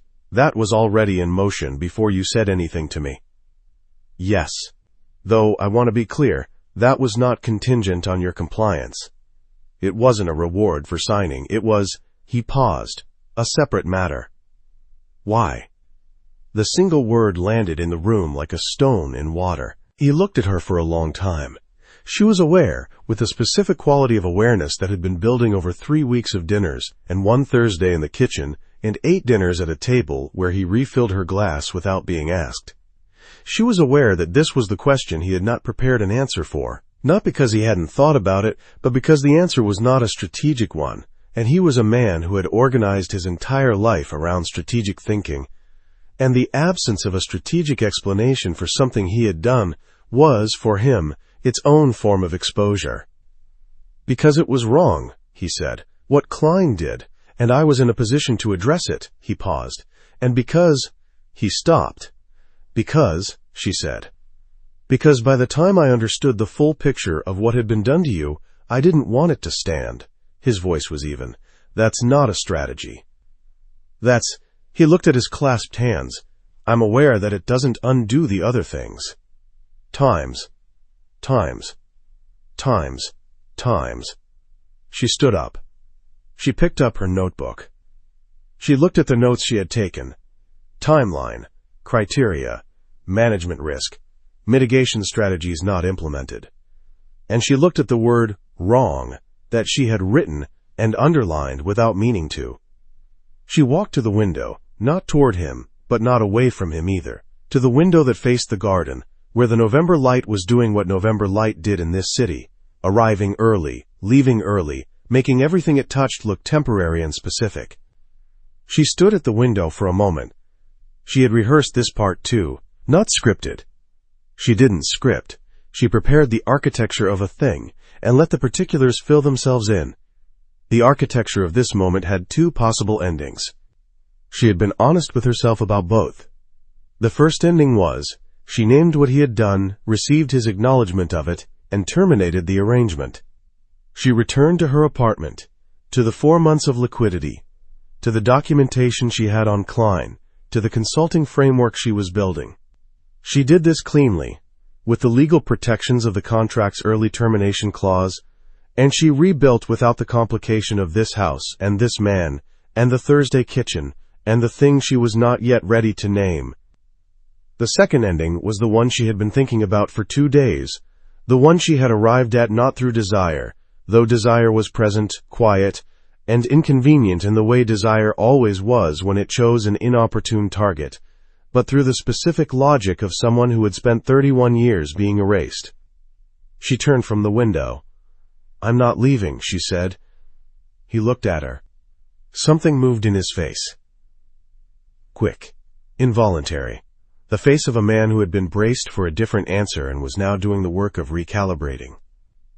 It was the most unguarded she had ever seen him, and it lasted, she estimated, approximately 1.5 seconds.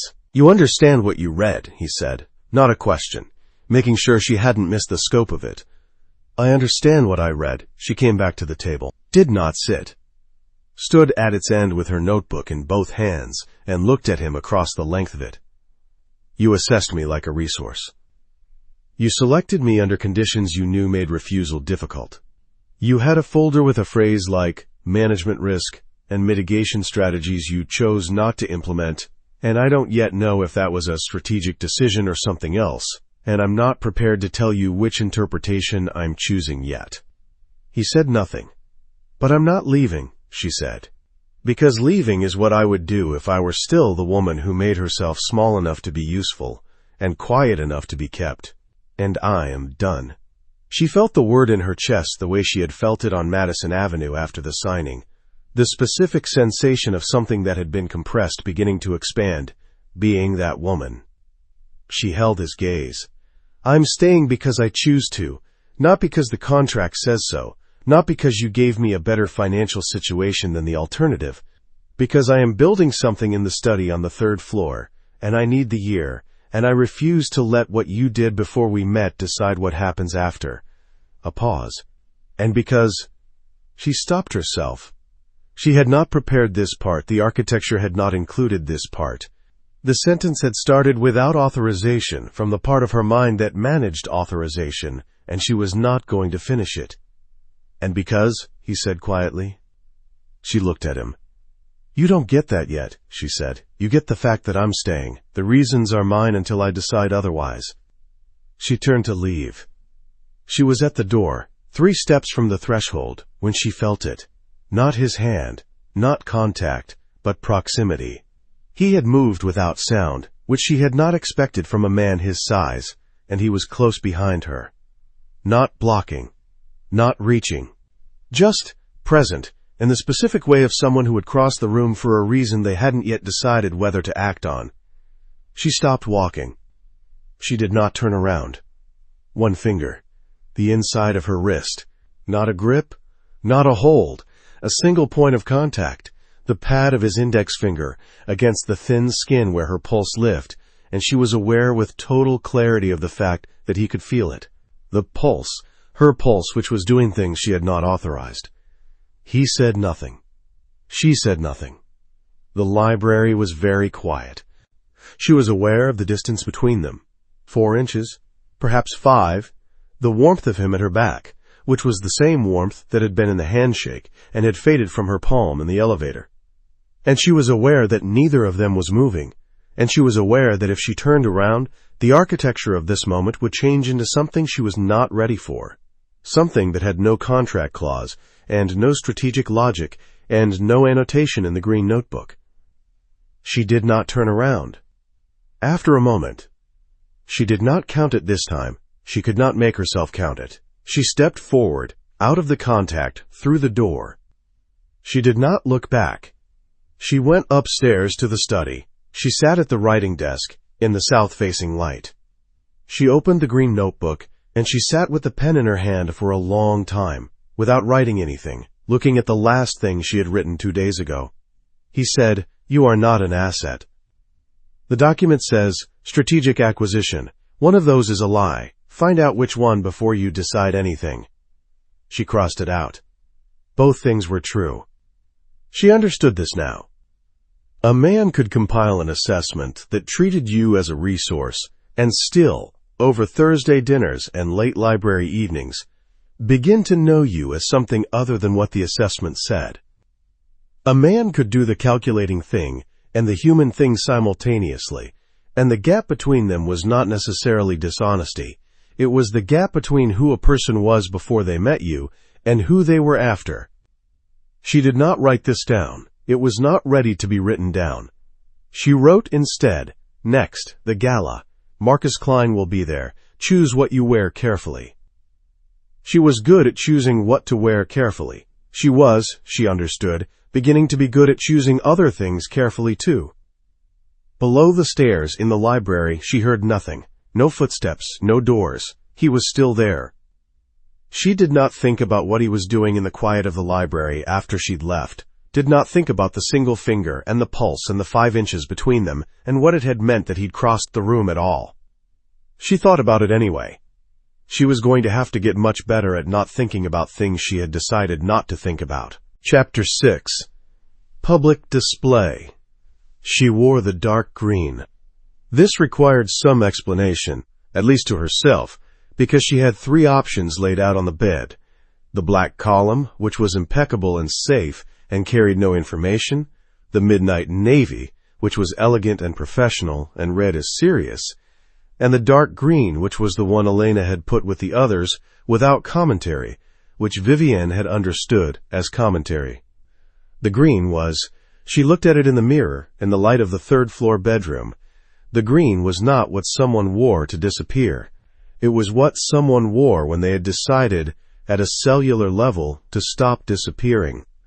It was silk charmeuse, dark as old copper gone to verdigris, and it moved when she moved in the specific way of things that were made to be worn by women who intended to be in a room rather than simply present in it. The neckline was not audacious, the back was. She had spent a year and a half in an office, with a glass wall, and a woman who dressed to show Marcus Klein that she was asking for his attention. She had never dressed that way. She had spent 5 years making herself legible as competent rather than desirable, as a function rather than a presence. She looked at her reflection. The woman in the dark green silk looked like someone who had stopped asking for permission. She heard Cormac's footsteps on the stairs at 7:15. She finished her earrings. Simple gold, the kind that made a statement by being understated, and came out of the bedroom. He was on the landing, just outside his own room on the 4th floor, in black tie, and he had the quality he always had in formal clothes of a man who wore them the way he wore everything else. Without self-consciousness, without performance, as if the suit were simply a skin he inhabited, rather than a costume he had assembled. He looked at her. He looked at her for exactly 3 seconds, which was, she had come to understand, a significant amount of time for a man who processed visual information as quickly as he processed everything else. "That's your choice," he said, not a question, a recognition of something. "Yes," she said. He offered his arm. She took it. Sam's dimes. Nimes dimes, Beau Cursi. The gala was at the Plaza, which was a choice that communicated certain things about the organization hosting it. The Foundation for Legal Reform, nominally, though she was aware enough of Cormac's world to understand that not all foundations were exactly what they said they were. The ballroom was the grand ballroom on the 2nd floor, and they arrived at 8:15, which was not fashionably late, but was late enough to arrive into a room that was already populated, already aware of itself, already performing the specific social calculus of who was standing near whom. Vivienne had attended galas before. She had attended them as Marcus Klein's director of strategy, which meant she had stood at his elbow for 6 events over 5 years and been introduced to people who looked at him when they spoke to her and did not retain her name after the evening was over. She had attended them as a professional accessory. She was not, tonight, a professional accessory. They entered at the top of the ballroom stairs, which was not a theatrical gesture on anyone's part. It was simply the architecture of the room, the way the entrance worked. But the architecture did what architecture did, which was organize attention. The room did not stop. The music did not pause. But the quality of the attention in the room shifted. She felt it as a physical thing, the way a pressure front moved across a space, and she understood that this was partly Cormac, who was the kind of man rooms noticed, and partly the green silk, and partly something she couldn't articulate, which was the specific energy of a woman who had finally stopped apologizing for taking up space. She kept her chin level, not lifted. That would be performance, level. She walked beside him, down the stairs and into the room, with the same discipline she had brought to every professional moment of her life. The discipline of not letting the inside show through the outside, unless she had authorized the showing. The inside, tonight, was something she hadn't entirely named yet. It was cold and warm, simultaneously, which she associated with the state of a person who had recently decided something important. She recognized 4 people in the first 45 seconds.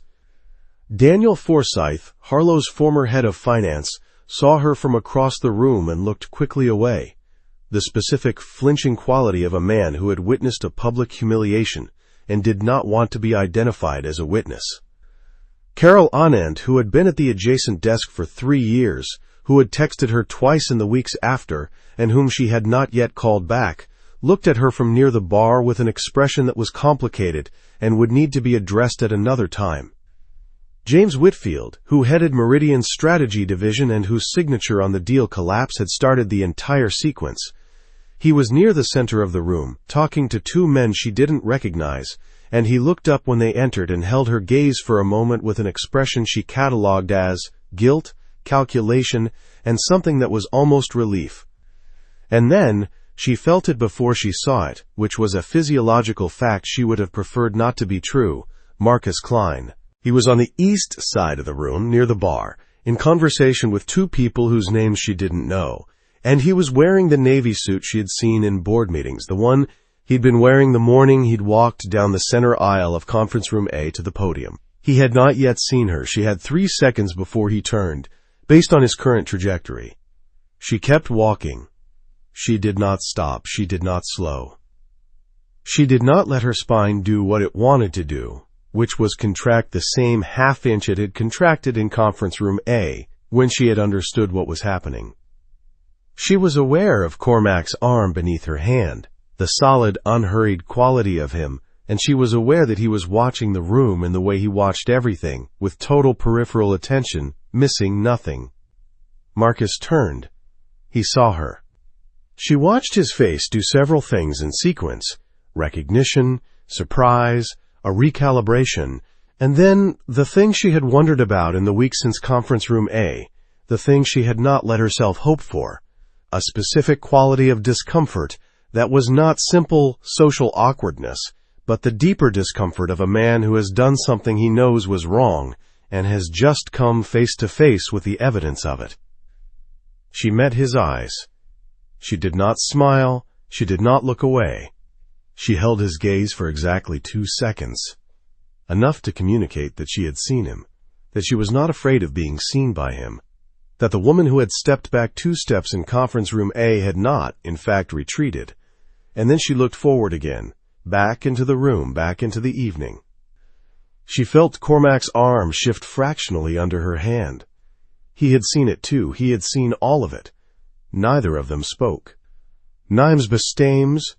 Nimes was next 2 hours were, she found the right word walking home in her head at the end of the evening, instructive. She had not prepared for this event the way she had prepared for professional events in her previous life, which had involved research packets and talking points, and the particular strategic anxiety of someone whose goal was to make the person next to her look indispensable. She had prepared for this the way she prepared for everything she had decided mattered. She had read about the foundation, understood its nominal purpose and its actual one, identified 3 people in the room whose opinions had legal or financial relevance to Cormac's current situation, and she had walked into the evening with a clear sense of what a successful night looked like. She talked to a federal judge's wife about the legal reform initiative, genuinely, carefully, with the precise intelligence of someone who found the subject interesting rather than someone performing interest. The judge's wife, who had clearly attended 100 of these events and retained nothing, was visibly surprised by the quality of the conversation. She introduced Vivienne to 2 other women in her immediate social circle. By 40 minutes in, Vivienne had been introduced to 7 people, all of whom would remember speaking to her. She talked to James Whitfield about the Meridian situation, briefly, without heat, with the specific precision of someone who had decided that the record was worth correcting but who was not interested in performing her grievance. He was pale by the end of the conversation. She moved on. She talked to a venture capitalist whose firm had recently been mentioned in connection with the grand jury investigation in 3 news articles she had found. And she talked to him about real estate market positioning for 11 minutes, while communicating nothing that could later be used, and learning a precise amount about his current legal exposure that she filed away, without noting its strategic value. She was aware, distantly, that she was doing the things she had always done, reading a room, extracting information, making people feel understood, but doing it now for herself rather than for the man at the podium. It felt, she thought, like breathing. She was aware of Cormac across the room throughout, not tracking him, not performing awareness of him for the benefit of witnesses, simply aware, the way you were aware of a fixed point when you were navigating. He moved through the room in his own right, talking to people she didn't know, conducting whatever business this event existed to conduct. 3 times she looked across the room at him and found that he was already looking at her. Each time he held her gaze for a moment with an expression that was not quite readable and then looked away first. She stored these moments the way she stored most things, carefully, without conclusion for later examination. Marcus came to her at 9:40. She had known he would. She had been tracking his movements in her peripheral vision since the initial sighting, the way you tracked a thing that was coming, whether you invited it or not, and she had understood from his trajectory for the past 20 minutes that he was building toward an approach. He had the quality of a man who had decided that addressing this was less uncomfortable than spending the rest of the evening avoiding it. She was standing near the window with a glass of sparkling water, not wine. She had been on water all evening, the discipline of wanting her mind exactly where she'd placed it, when he materialized at her elbow. Vivienne. He said her name the way he had always said it, with the particular quality of a man who was used to having his voice land as authority. "You look well." She turned to face him. He was older than she remembered, which was irrational because it had been 6 weeks. But stress-aged people, and he looked as though the 6 weeks had not been easy. His face had the texture of someone who had been managing problems rather than sleeping. She noted this with clinical precision and felt nothing in particular about it. "Marcus," she said. "I wanted to—" He stopped, started again. He was, she realized, not sure what he wanted to say, which was unusual for a man who had built his career on being sure of what he was saying at all times. The Meridian situation was, "It wasn't personal, Vivienne. The board. You named me responsible for the collapse in front of 200 people," she said. Her voice was even. "Factual. You had the security request completed before the meeting began. You directed my reference requests to legal before I walked in." She held his gaze. Which element of that was the board? He said nothing. "I'm going to ask you to excuse me," she said. "I was in the middle of a conversation." She started to turn away. "The documentation," he said, and there was something in his voice she hadn't expected. It was close to fear, controlled but present. "Whatever documentation you have." "I'd like to discuss." "No." She turned away completely, took 2 steps, and then Cormac was there. She didn't know when he'd appeared. He moved through rooms the way information moved through systems without announcing itself, but he was suddenly beside her, and then, with the specific contained quality of a man who had made a decision and was implementing it, he was no longer beside her, but beside Marcus Klein. His back was mostly to Vivienne. He had positioned himself between her and Marcus in the way that was not protective exactly, but was territorial in a register that didn't require performance. He said something to Marcus. She did not hear what he said. She was 3 feet away, and the ballroom was full of sound, and he was speaking quietly, the specific quietness of a man who knew that volume was for people who needed to compensate for something. She saw Marcus's face as he heard it. She watched the sequence, attention, comprehension, a rapid recalibration, and then the specific look of a man who had just understood something about the shape of his own situation. Marcus left. Not hurriedly. He was a man too controlled to hurry in public, but steadily, with the quality of someone who had made a decision about where they needed to be. He moved toward the exit of the ballroom. He did not return that evening. Cormac turned back to her. "What did you say to him?" she said. 5 words. What 5 words? He looked at her with the gray-green eyes that in the light of the ballroom were more gold than anything else. Nothing that concerns you, he said, not dismissively, with the specific quality of someone who was protecting the information not from her, but for her. Are you all right? She considered the question. Yes, she said. Good, he offered his arm again. There are 3 more people I need to speak to. Walk with me. She took his arm. She was aware, as they moved back into the room, that she had just watched a man say 5 words and alter another man's entire calculus. Watched it happen, and felt not fear of what those 5 words might have been, but something she was less prepared for, something that felt like being protected without being diminished, something she had not had occasion to feel in 31 years, which made it unfamiliar and therefore difficult to name. She filed it. She talked to 3 more people and was excellent at it. Cog, new co. New co, new co. The car was black and quiet, and the city moved past the windows at 10:45, with a particular quality of November Manhattan at night. Sharp, illuminated, indifferent. They sat in the back, not close, not performatively apart, the natural distance of 2 people who had developed an understanding of the space between them. She had her shoes off, which she had begun doing in cars since the second event, because her feet hurt and there was no one to perform for, and he had never commented on it. He was looking out the window on his side. She was looking out her window. Whitfield, he said. He'll make a statement within the week, she said. He's been trying to decide whether the cost of saying nothing outweighs the cost of saying something, and tonight shifted the calculation. He'll send a letter to the board at Meridian clarifying the timeline of the strategy development, not an admission, but enough. A pause. He turned from the window. How did you know that? From an 11-minute conversation. People tell you everything, she said. They tell you with their eyes when they're deciding something. Whitfield spent the first 4 minutes of our conversation deciding whether to lie, and the last 7 deciding what the least costly version of the truth looked like. I helped him understand that the least costly version included a written record. She looked at her hands in her lap. I've been reading rooms since I was 12. You get good at it. He was quiet for a moment. The venture capitalist, he said. Hennessy, what did you get?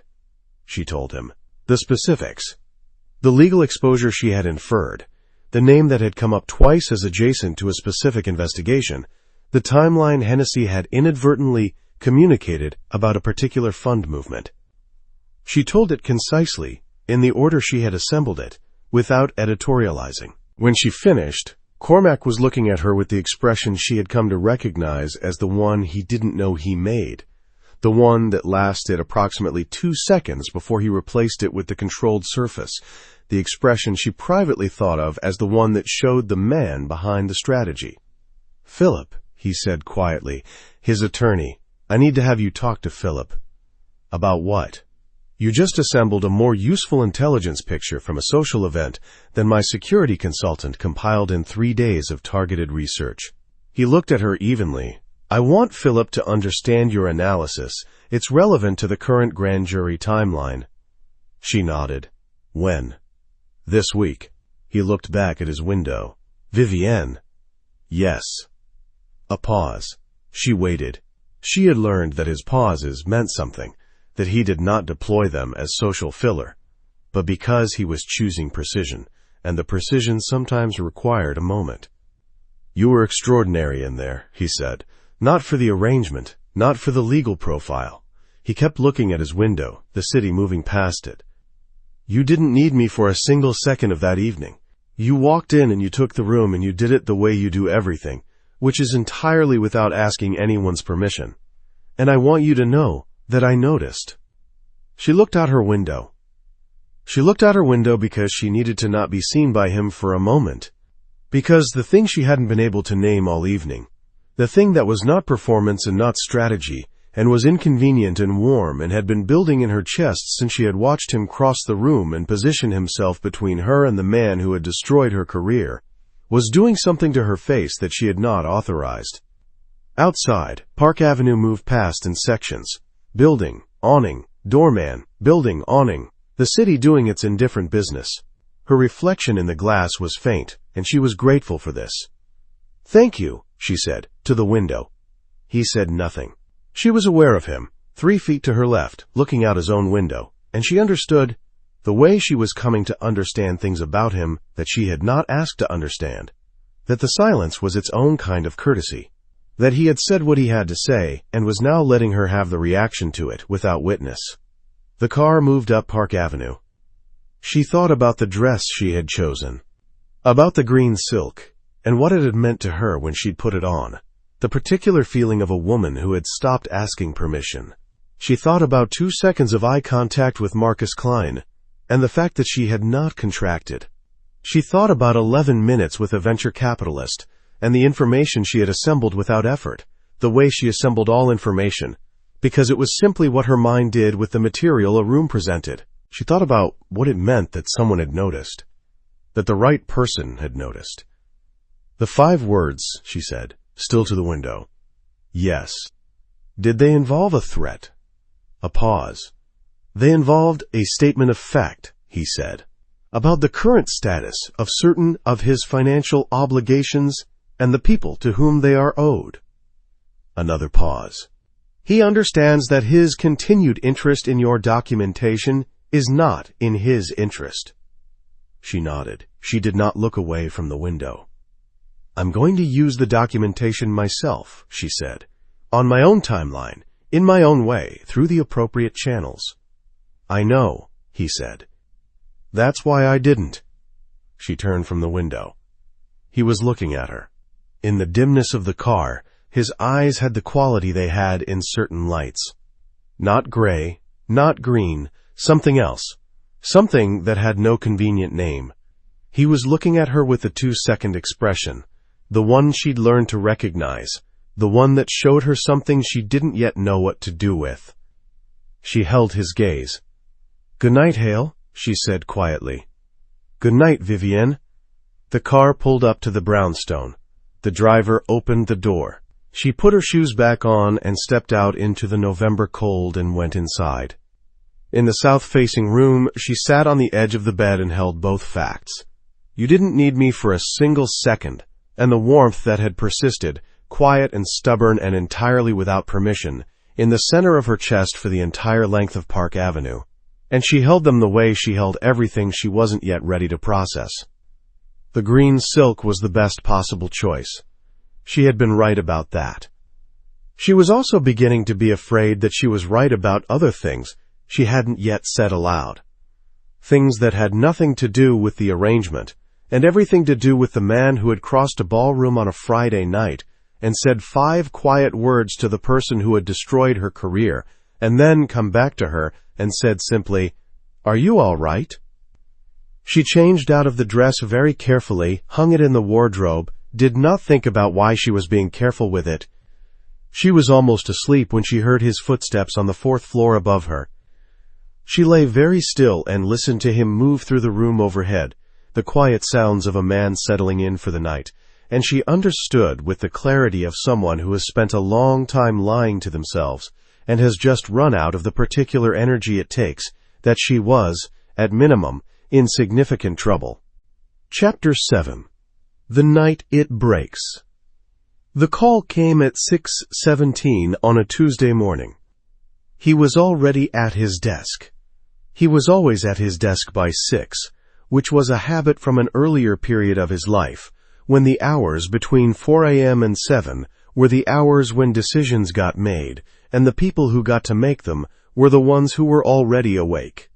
Philip was on the other end, which meant it was significant.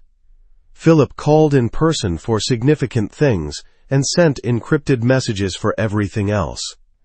"Solace," Philip said. "Nothing else for a moment," letting the word do its work. Cormac said nothing. "Marcus Klein," Philip continued, "has been in contact with 2 members of the Solace organization in the past 72 hours. The nature of the contact: he provided information about your domestic situation, your wife, her name, her background, her professional history, her location." A pause. He framed it as a gesture of goodwill, proof that his prior debts were addressed. "He sold her name," Cormac said. He sold both names, but yours they already had. Hers. Philip paused again. Hers is new information. The concern is that they're assessing whether she constitutes leverage. Cormac was silent for 12 seconds. He was aware, in those 12 seconds, of the quality of the silence in the house around him, the specific early morning stillness of a brownstone in which someone else was asleep 3 floors above. He was aware of the south-facing room on the 3rd floor, and the woman in it who had walked into a gala in dark green silk and taken the room apart and then said, "Good night, Hale," in the back of a car, with her shoes off, and her face turned to the window so he couldn't see what she was feeling. He was aware of what it meant that her name was now in a conversation he had specifically, deliberately structured the arrangement to keep her out of. "What's the current threat level?" he said. "Assessment pending. But we're recommending elevated protocols. The house should go to full security posture. She should not be alone outside the building until we have a clearer picture." "How long?" 48 hours minimum, possibly 72. "Do it," Cormac said. "Full posture. I'll brief her." He hung up. He sat at his desk in the early morning light and looked at the document he had been reading when the call came in. A routine financial report, meaningless now, its columns of numbers sitting on the desk with the irrelevance of things that had become irrelevant in the span of 30 seconds. He looked at it without reading it. He had done this. He understood this with complete clarity. The kind of clarity that was not self-flagellation, but simple accounting. He had selected her, had brought her into his house, had structured the arrangement to keep her separate from his world's exposure, had believed, with the particular arrogance of a man who had spent 12 years managing risks with precision, that he could keep the two things fully partitioned. Her world and his world. The 3rd floor and the 4th floor, the arrangement and everything beneath the arrangement. He had been wrong. Klein had made her name useful, and she was now in a room 3 floors above him, asleep, still thinking that the arrangement's primary complexity was the question of what she was to him, and what he was to her, and whether the thing building between them had a name. She did not yet know that her name was in a conversation with people who used names as weapons. He stood up. He went upstairs to tell her. "Sums goes." She had been awake for 20 minutes when he knocked. This was unusual. He never came to the 3rd floor. Their arrangement had a precise spatial logic. She occupied the 3rd floor, and the shared rooms on the 2nd. He occupied the 4th, and the spaces between them were the spaces between them. His knock on her door at 6:40 a.m. was therefore, before he had said a single word, a communication. She opened the door. He was dressed, already in his professional configuration, suit without the jacket, which was his working state, the sleeves not yet rolled, and he had the expression she had learned to associate with him, delivering information he had not chosen and would not qualify. "May I come in?" he said. She stepped back. He came in. He stood in the center of her study, which was the first time he had been in this room, and she noticed him notice the books and the green notebook open on the desk, and the wall above the writing desk, where she had pinned index cards in a configuration that represented the architecture of her consulting framework. He noticed all of it in one glance, and did not comment. He told her. He told her concisely, without softening the operative facts, Klein, the Solus organization, her name in a conversation about leverage, the security protocol, the 48 to 72 hours of elevated posture. He told her what each term meant when she asked. Elevated posture meant 2 additional security personnel on the building, a driver rather than her usual car service, no solo excursions outside the house until the assessment resolved. He told her all of this with the same directness he brought to everything, looking at her steadily, not trying to manage her reaction. She sat in the desk chair. She had not been asked to sit. She sat because her legs had made a decision before she'd made one consciously, which was information she processed with some distance. Klein gave them my name, she said. Yes, because of the documentation I have. He's trying to eliminate the risk I represent. That's my assessment, yes. She looked at the wall above the desk, the index cards, the architecture of the consulting framework she had been building for 6 weeks, the work that was hers that had nothing to do with him, that she had been building specifically so that she would never again be in the position of having her professional existence owned by someone else. "This is because I'm in your house," she said. "Yes."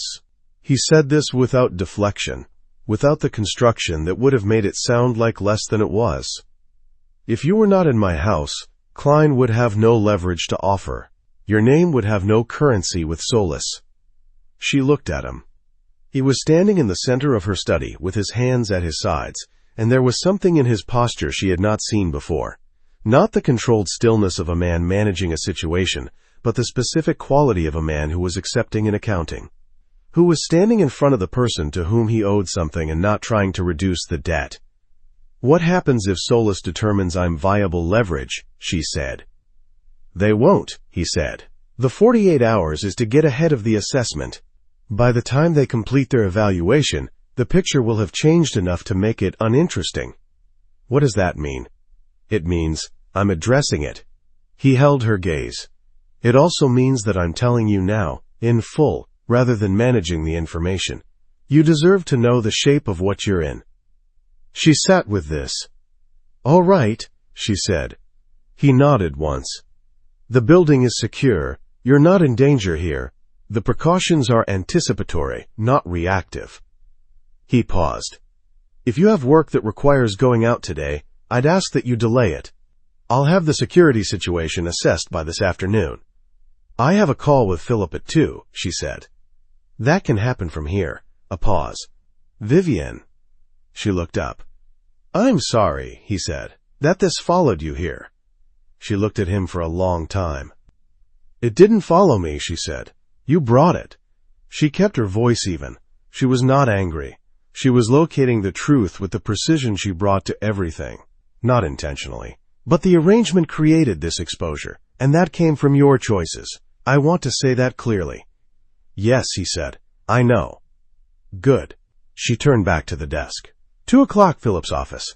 I'll dial in from here." He left. She sat alone in the study, with the index cards on the wall and the green notebook open to the page where she had been working at 6 a.m., and she sat there for a while, not working, looking at the architecture of the thing she was building, and she thought about what it meant to build something in a house that belonged to someone whose name generated this kind of attention. She thought about the fact that she had said, "Sin, I want to say that clearly," and he had said, "No," and neither of them had said the other thing, the thing that had been in the room underneath all of the factual information, which was that she had been afraid, briefly, in the 30 seconds after he'd told her. Not of the threat. She had a reasonably accurate sense of her own risk tolerance and was not a person who catastrophized. She had been afraid of something smaller and less manageable, the feeling of mattering enough to a dangerous situation to be considered leverage. The feeling of being someone whose name carried weight. She had spent 31 years making herself as weightless as possible. She did not know what to do with the fact that she was not, in this house, in this arrangement, weightless at all. Comes dimes, James. The house was quiet at 2 in the morning. Vivienne had not been able to sleep. This was not anxiety. She had located the distinction carefully over the course of the evening. It was not the threat, which Philip had spent 90 minutes on the phone explaining in precise detail, and which was, by all available analysis, a manageable situation that Cormac's people were addressing with the same methodical thoroughness they appeared to bring to everything. It was not the lockdown, which was inconvenient but not frightening. It was the conversation she had not finished having. She put on the gray robe she kept on the hook behind the bedroom door and went downstairs to the kitchen. She did not want coffee at 2 a.m., but she wanted something to do with her hands, and the kitchen at 2 a.m. had the quality it had on Thursday evenings. Quiet, inhabited, the place in the house where the arrangement felt least like an arrangement and most like something she did not yet have a name for. She put the kettle on. She heard him before she saw him, the particular quality of his footsteps on the second-floor landing, which she had by now catalogued with the specificity of a person who has lived in close proximity to someone for 6 weeks, and learned the vocabulary of their physical presence without intending to. He appeared in the kitchen doorway. He was not in the suit. He was in a dark shirt with the sleeves pushed up and dark trousers, and he had the slightly disassembled quality of a man who had been trying to work and had not been able to focus. His hair had been run through by his own hand at some point. She noted this. "I heard the kettle," he said. "I'll make 2 cups," she said. He came in. He sat at the kitchen island, opposite stool, the Thursday configuration, and she put 2 cups on the counter and stood with her back to him while the kettle finished, and neither of them spoke. This was comfortable in the way their silences had become comfortable, which was the thing she had noticed before she'd been able to stop herself noticing it, that she did not feel the need to fill the space between them with sound. She poured the tea, she turned around, she placed 1 cup in front of him and kept one for herself, and she looked at him across the kitchen island, and she decided. "Tell me about Nadia," she said. The kitchen went very still. She watched it happen, the change in him. It was the most complete she had seen the change, the one she associated with his unguarded moments. The 2-second expression, the involuntary quality of it. Except this one lasted longer. 2 seconds. 3. His face did something she had not seen it do in 6 weeks of close attention. It went briefly, completely undefended. Then it closed. The controlled surface came back. He looked at the cup in front of him. He said nothing for long enough that she thought he wasn't going to answer at all. "How do you know that name?" he said. "Elena," she said, not deliberately. She mentioned the previous Mrs. Hale, 3 weeks ago, in the context of an event that required a certain kind of social management. She said it once and didn't say it again, and I understood from the way she said it that it was not a name she was supposed to say. He was quiet. "You don't have to tell me," she said. "I'm not asking for a right I don't have. I'm asking because—" She stopped. She found the words. "Because the things you don't say take up as much space as the things you do, and I've been living in this house for 6 weeks, and I can feel the shape of it. The thing that's there without being named." He looked at her. "She was my wife," he said. 3 years. We met when I was 28. She had the quality some people have of making you believe you're fully known by them, of making you feel legible in a way that you haven't been before." He stopped. She waited. "She was working for a rival organization," he said. "Not obviously, not in a way I saw until the end. She had been since before we met. The relationship was constructed to give the Solace organization access to my operations. She gave them names." He looked at the cup in front of him. 3 of my people. They were killed within a week of her providing the information." The kitchen was very quiet. "She sold them," Vivian said. "She did what she was sent to do." His voice was even. Completely even. She understood that this evenness was not absence of feeling but the opposite. Something that had been through so much feeling that it had come out the other side into a kind of terrible clarity. "When I understood what had happened, I had her removed from the organization's access. She died 8 months later. The official cause was a car accident. I have no reason to believe otherwise." Vivienne held her cup in both hands. She looked at him, at the line of his jaw, and the way his hands were clasped around the cup in front of him, and the scar through his left eyebrow that she had looked at 100 times without asking about it, and that she now understood was adjacent to the same story he had just told, the story of what happens when the most complete form of betrayal comes wearing the face of the person who was supposed to know you. "She made you feel legible," Vivienne said, and then she used it. "Yes." She sat with this. She thought about the assessment, with her name on it, the folder, the phrase, "Dimes management risk." She thought about the mitigation strategies he hadn't implemented. She thought about what it meant that a man who had been betrayed by the closest possible form of intimacy had, 8 years later, compiled a document assessing a woman's viability as a strategic asset. And then, over Thursday dinners and library evenings, and one frank conversation about water glass refills and what it means to have a full life versus a long one, had slowly, without intending to, stopped treating her like the document said he should. "The assessment," she said, "the management risk, The mitigation strategies you didn't implement. She looked at him. It wasn't just strategy. You were also doing the thing you learned to do after Nadia. Managing proximity. Keeping the information partitioned. He was very still. Yes, he said. I'm not her, Vivienne said. She said it simply. Not as a demand or a correction, as a fact she was placing on the table between them. A piece of information she believed was relevant and that she wanted him to have. He looked at her. The 2-second expression. Longer this time. Longer than she had ever seen it. I know, he said.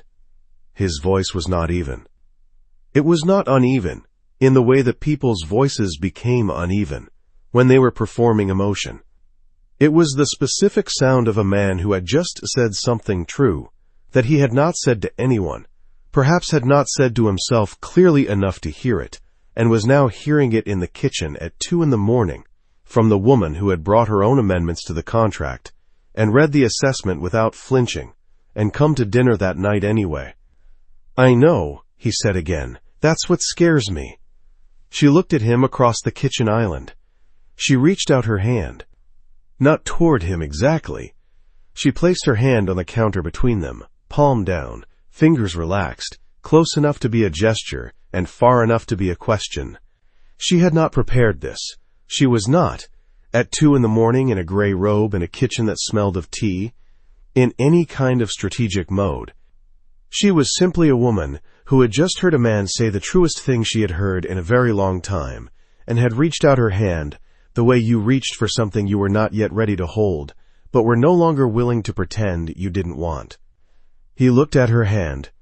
He looked at it for a long moment with the expression she was beginning to understand, was the expression of a man who had spent 8 years deciding that certain things were not available to him, and who was now being asked to revise that assessment.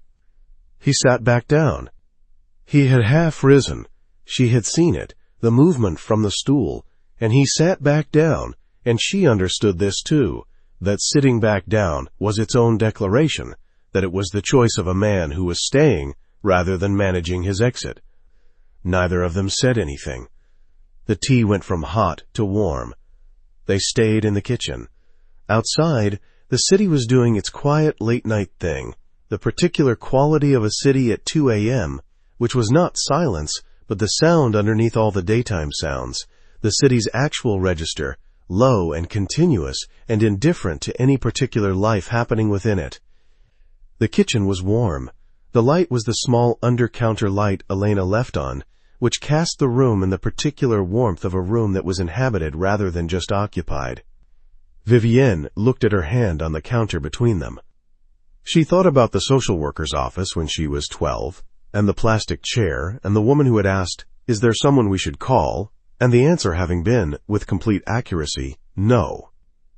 She thought about the boarding school scholarship, and the apartment in Murray Hill, and the 5 years of work that had disappeared into someone else's name.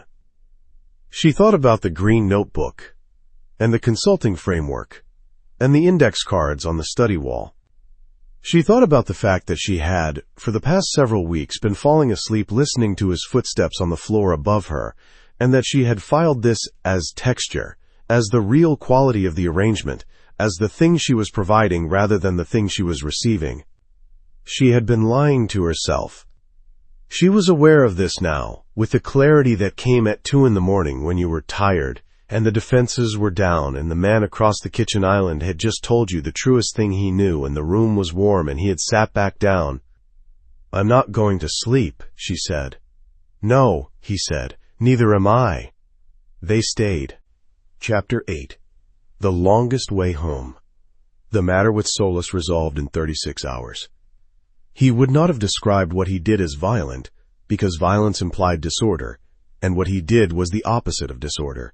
It was the application of information with precision, specific names delivered to specific people in specific positions, a sequence of conversations that resulted in a rapid reassessment within the Solus organization of whether pursuing Vivienne Cole as leverage was worth the cost of the alternative.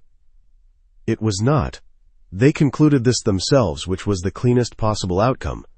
He was not in the room for most of it.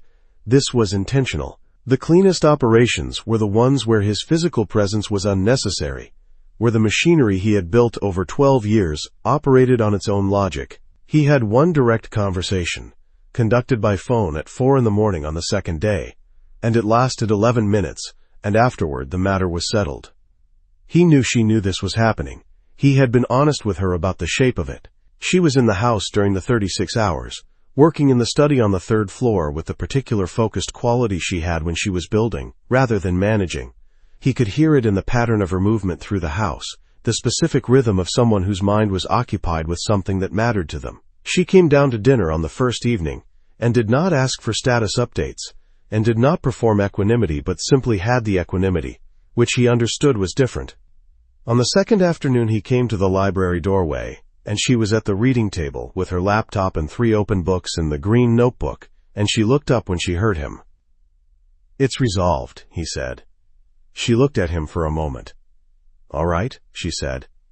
"The Klein situation is also resolved. He will not be in a position to use your name as currency with anyone for the foreseeable future." He paused.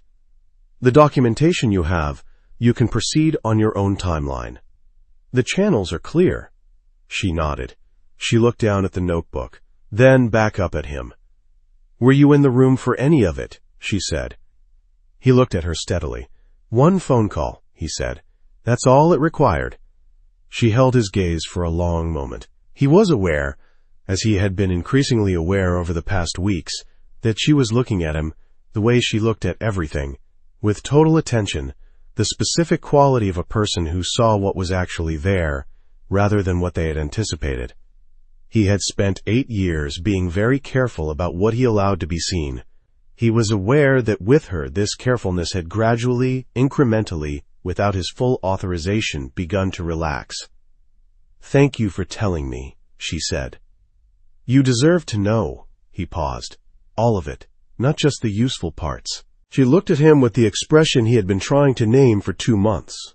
He thought he knew what it was. He was not ready to say it aloud. "Dinner is at 7:30, he said. "I know," she said. "I'll be there." He went back upstairs. He sat at his desk and looked at nothing for a few minutes, which was unusual for him. He did not look at nothing. He looked at the thing in front of him and worked. He was aware that the thing that had resolved over 36 hours was not the primary thing he was aware of resolving. The primary thing was still unresolved and had been since 2 a.m. in the kitchen when she had placed her hand on the counter between them and he had sat back down. He was going to have to address it. He understood this with the clarity he brought to everything he finally acknowledged. Eins times times times. Dinner was the kind of dinner that had become, over 2 months, its own form of fluency. They talked about her consulting framework. She had reached the point where the architecture was solid enough to begin the outreach phase, and she described the structure of it to him with the specific energy she had when she was talking about something she had built, rather than something she had been assigned, which was a distinction he had come to understand was not small. He had questions, good questions, the kind that were useful rather than reassuring, and she answered them with the focused quality of someone who had thought about this so thoroughly that the questions landed in pre-prepared space. He told her about a conversation he'd had with Philip about the grand jury timeline, which had shifted in a direction that was favorable. She asked 3 specific questions about the legal reasoning and understood the answers. He thought, not for the first time, about the venture capitalist at the gala and the intelligence picture she had assembled in 11 minutes, and what it meant that this was simply how her mind worked with information. Elena had made something with lamb. The wine was one he had opened because it was a Thursday, which was no longer strictly Elena's sister's evening. Elena had begun leaving things on Thursdays since the first one, which Cormac understood as Elena's opinion, expressed in the vocabulary of food rather than words. After dinner they were in the kitchen. This had become the territory of the real conversations. He had noticed this, the way the dining room was for the formal version of their evenings, and the kitchen was for the version where neither of them was performing the arrangement. He was at the island. She was putting the kettle on, which was her Thursday signal, the signal that she was staying rather than going upstairs. He said it. "I need to tell you something," he said. She turned from the kettle. She looked at him with the full attention. "The arrangement ends in 4 months," he said, "and I don't want it to end." She was very still. "I want to be precise about what I mean," he said, because he had learned with her that precision was the form of honesty she trusted most. "I don't mean I want to extend the contract. I don't want a contract. I want—" He stopped. He found the words. "I want the Thursday kitchen. I want you reading in the library when I come home. I want to come down in the mornings and find your coffee cup next to mine." He paused. "I want to stop pretending that what I want is something I'm supposed to manage at a distance." The kettle was beginning to heat. Neither of them moved toward it. "You compiled a file on me," she said, "before you ever sat down." "Yes." "You built an arrangement that was designed to use my circumstances." "Yes." He held her gaze. "And then I couldn't do it the way I'd planned, because by the third dinner I understood that you were—" He paused. "The most consistently honest person I had encountered in 8 years. And that what I actually wanted, which I had not planned for, was to be in the same room as that." She looked at him. "I'm building a consultancy," she said. "It launches in 5 months. I have 3 provisional clients and a financial model that doesn't require anyone's backing, including yours." "I know. I'm telling you so that you understand what I'm choosing from." She set down her cup. She came around the kitchen island, not hurried, not performed, with the specific quality of a woman who had decided something and was implementing it. She stood in front of him, close enough that she had to tilt her face up slightly to hold his eyes. "I'm choosing from a position that is not desperate. I want you to know that." "I know," he said again. "Good," she said. She kissed him. Not in the way of something that had been building toward release, not the desperate quality of too long delayed. In the way of something that had been decided clearly and was now being carried out with the specific intention of a person who knew what they were doing and had chosen to do it. Her hand came up to the side of his face. The scar through his left eyebrow, the one she had looked at 100 times without asking, and her thumb rested against it, not tracing it, just present, just acknowledging. "I see this. I see all of it. I'm here anyway." He stayed very still for 1 second. Then he kissed her back. He kissed her the way a man kissed someone when he had stopped pretending that he didn't want to, with the total attention he brought to everything, with the complete presence of someone who had decided that managing his distance was no longer the thing he was going to do. His hands found her face the way hers had found his, careful and certain, and he kissed her in the kitchen on a Thursday, with the under-counter light on and the kettle coming to boil on the counter behind her, and the city doing its quiet, late-night, indifferent thing outside the window. When they came apart, she was looking at him with the expression he had finally named. "The kettle," she said. "I know," he said. Neither of them moved toward it for another moment. Then she reached past him to turn it off, and her arm brushed his chest, and he caught her hand. Briefly, a single second, the same duration as the handshake in the Carlisle suite 4 months ago, and he held it and looked at her, and she looked at him, and neither of them said anything because there was nothing left that required saying. She made the tea. They stayed in the kitchen. They stayed until the city outside went from late-night quiet to the first register of early morning, and neither of them noticed the time, and this was the first time, in a very long time, that either of them had been in a room with another person and simply not noticed the time. Times. She came downstairs at 7 the next morning, and he was at the kitchen island with 2 cups of coffee, which was not the configuration of their usual mornings. The usual configuration was each of them arriving separately, finding coffee Elena had made, conducting the early business of the day in parallel. This was different.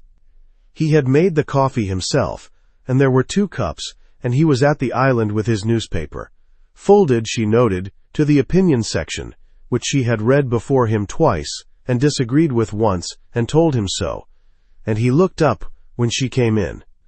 "Good morning," he said. "Good morning," she said. She sat down, she picked up the coffee. It was exactly the right temperature, which was not an accident. She opened her laptop. He read his newspaper. Outside, the November city did its things. Inside the brownstone on East 74th Street, the morning arranged itself around two people who had stopped pretending that what they were building was only an arrangement. She looked up from the laptop after a few minutes. "Hale," she said. "Yes. I'm keeping the clause about my professional activities being my own." He looked at her over the newspaper, the expression she knew. "Of course," he said. "I'm also keeping the south-facing room, on the 3rd floor." "It's yours," he said. "Good." She looked back at the laptop. Then, without looking up, "But I'm going to spend more time on the 4th floor." The newspaper didn't move. "All right," he said. And she could hear in it, in the 2 syllables of it, the thing she had been listening for since the Carlyle suite, since the handshake that lasted 1 second too long, since a Tuesday kitchen at 2 in the morning when he had sat back down, the thing she now knew she had been right to wait for. She went back to work. He went back to his newspaper. The morning opened around them like a room that had finally been allowed to be what it was. Epilogue. The life she chose. 1 year later, she stood at a podium in a conference room on the 32nd floor of a building on 6th Avenue and gave a keynote address to 214 people, and her name was on the program under her own company. The company was called Meridian. She had chosen the name deliberately, with the specific satisfaction of a woman who understood that the best revenge was not destruction, but reclamation. The Meridian deal that had ended her career at Harlow & Associates had been built on her analysis. The consulting firm she had launched 7 months ago carried that analysis forward under her name, her terms, her ownership. She had 3 full-time clients and 2 provisional engagements. She had office space in Midtown that she had negotiated herself. She had a financial model she had built herself in the study on the 3rd floor of a brownstone on East 74th Street, on a writing desk positioned precisely at the angle that caught the morning light, surrounded by the books she had brought in 11 boxes on moving day. She was wearing the dark green. She had worn it twice since the gala. Once to a dinner with Philip, who had formally closed the grand jury file 2 months ago, and who now looked at her with the particular expression of a man who had revised a professional assessment upward significantly, and once to a client presentation that had resulted in a signed contract. She wore it tonight because she had started to think of it as the dress she wore when she was being the version of herself she had always been trying to get to. The keynote was about strategic intelligence in organizational contexts, not the corporate language version of this, which she had spent 5 years watching Marcus Klein perform, but the actual thing, how information moved through systems, how the gap between what was said and what was communicated was where all the real decisions lived, how the most valuable analytical work was the work that no one saw, because it had been done so well it looked inevitable. She gave the talk the way she did everything, without performance, with total attention, in the specific register of someone who had thought carefully about what they were saying and believed every word of it. Afterward in the Q&A, a woman in the 3rd row asked her how she had developed this particular framework. "I built it in a year when I had the specific combination of circumstances that tends to produce the clearest thinking," she said, "which is, I had nothing to lose and something I wanted to build, and someone who left me completely alone to build it." The room laughed. She did not elaborate. Keymes, times, Keymes. She saw him when she was gathering her notes from the podium. He was in the back of the room, near the door, in a dark suit without a tie, which was his version of casual. He had not told her he would be there. He had not mentioned it at dinner the previous evening, had not said anything at breakfast that morning, had simply been there, standing in the back of a conference room, where 214 people had just heard her give the best talk of her professional career, with the expression she knew, the one that lasted 2 seconds before he replaced it with the controlled surface. He had not replaced it yet. She gathered her notes. She walked down the steps from the podium. She crossed the room, unhurried, the way she moved through all things now, without the old contraction, without the apologetic quality she had spent 31 years practicing. 3 people stopped her. She spoke to each of them briefly, with her full attention, with the warmth she had learned was not a performance of warmth, but the actual thing, the thing that had been available to her all along and had simply been waiting for the right conditions. She reached him. "You didn't tell me you'd be here," she said. "I know." The expression was still there. "I wanted to see you in the room." She looked at him. She thought about the Beaumont bar, and the fact card, and the 31 days of her liquidity, and the folder with her name on it, and Time Strategic Domestic Acquisition, and the Thursday kitchen, and a finger against the inside of her wrist, and Time You Don't Have to Qualify It, and the green silk, and 5 words to a man in a navy suit, and Time You Were Extraordinary in there, and the 2 a.m. kitchen, and Time No, that's what scares me, and a hand on a counter between them and a man who sat back down. She thought about the morning she had gone downstairs and he had made 2 cups of coffee, and she had said, "I'm going to spend more time on the 4th floor," and he had said, "all right," in the voice that was not his controlled voice but the other one, the voice that had always been there underneath the strategy, the voice of the man rather than the architecture. She thought about 12 months of the most complicated and the most real thing she had ever been in. She kissed him. She kissed him first. She always kissed him first now, because somewhere in the month since the Thursday kitchen, she had understood that this was also a form of sovereignty, the willingness to be the one who moved toward, rather than waiting to be moved toward, the willingness to take up the space rather than making herself small enough to fit the space that was offered. He kissed her back the way he always kissed her back, with total attention, both hands finding her face, the complete presence of someone who had nothing to do in this moment except be in it. Around them the conference room was emptying. 2 people looked. Neither of them noticed. When they came apart, she was looking at him, and he was looking at her, and the expression had been replaced now. Not by the controlled surface, but by the other thing. The thing she had spent 2 months naming and had finally named correctly. "You didn't have to come," she said. "I know," he said. "I wanted to." She took his hand. Not the gesture from the 2 a.m. kitchen, the cautious hand on the counter between them. Not the handshake from the Carlisle suite that had lasted 1 second too long. Just her hand in his, fingers linked, the specific warmth of it. Constitutionally warm, she had noted this the first time, the warmth of something that had always been this temperature. And she held it, and they walked out of the conference room and through the lobby and into the November cold of 6th Avenue. The city did its indifferent thing. The November light did what November light did in this city. Arrived early, left early, made everything it touched look temporary and specific. The doorman of the building across the street held the door for someone. A taxi slid past. A woman with a briefcase walked quickly, looking at her phone. "Dinner?" she said. "Elena made something with fish," he said. "She left a note about it." Was the note instructional or editorial? Both. A pause. "She also left a note about the wine." Vivienne looked at him. She laughed. Not the controlled version, not the professional version, but the one that came from the part of her that had been waiting a long time to be allowed out. He was looking at her with the expression she loved, the one she had spent months learning to name and now simply received without annotation. She had not, for a long time, been a person who simply received things. She was learning. "Take me home," she said.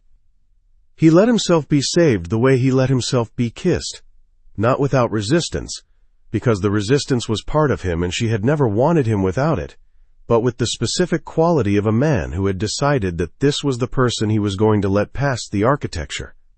She had made herself small for 31 years. She had made herself useful and invisible and efficient and indispensable and invisible again. And she had built a life of such careful smallness that when the smallness was finally taken from her, violently, publicly, in conference room A with 200 people watching, she had stepped back 2 steps and not fallen over. She had stepped back 2 steps and walked into a hotel bar and made a list of facts. And then she had walked into the rest of her life. They walked down 6th Avenue.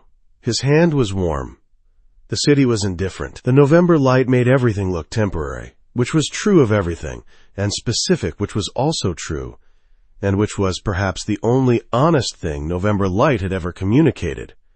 That each particular thing was only what it was, only now, only in this configuration of person and street and cold, and the warmth of a hand that was constitutionally this temperature. She thought, I chose this, not the arrangement, not the contract with its amendments, and its 6-month payment structure, and its professional independence clause. The actual thing, the thing underneath the arrangement, the thing that had been building in Thursday kitchens, and library evenings, and late-night conversations about the difference between a full life and a long one. She had chosen it from a position that was not desperate. She had built something of her own first, had rebuilt her name and her work and the architecture of the life she actually wanted, and then she had looked at what else she wanted, and had chosen it clearly, with both eyes open, with the full information. This was what sovereignty felt like. Not the absence of need. She understood now that she had been wrong about that, had confused self-sufficiency with the absence of wanting anything, had spent years treating desire as exposure. Sovereignty was not the absence of need. It was the freedom to choose what you needed from a position of enough. She was enough. She had always been enough. She was just, finally, living like it. Hail, she said as they reached the car. Yes. She looked at him across the roof of the car in the November light. He looked back, the expression, the one she had named. I love you, she said. She said it the way she said everything important, simply, precisely, without hedging, as a statement of fact she believed to be accurate and intended to put on the record. He was quiet for a moment.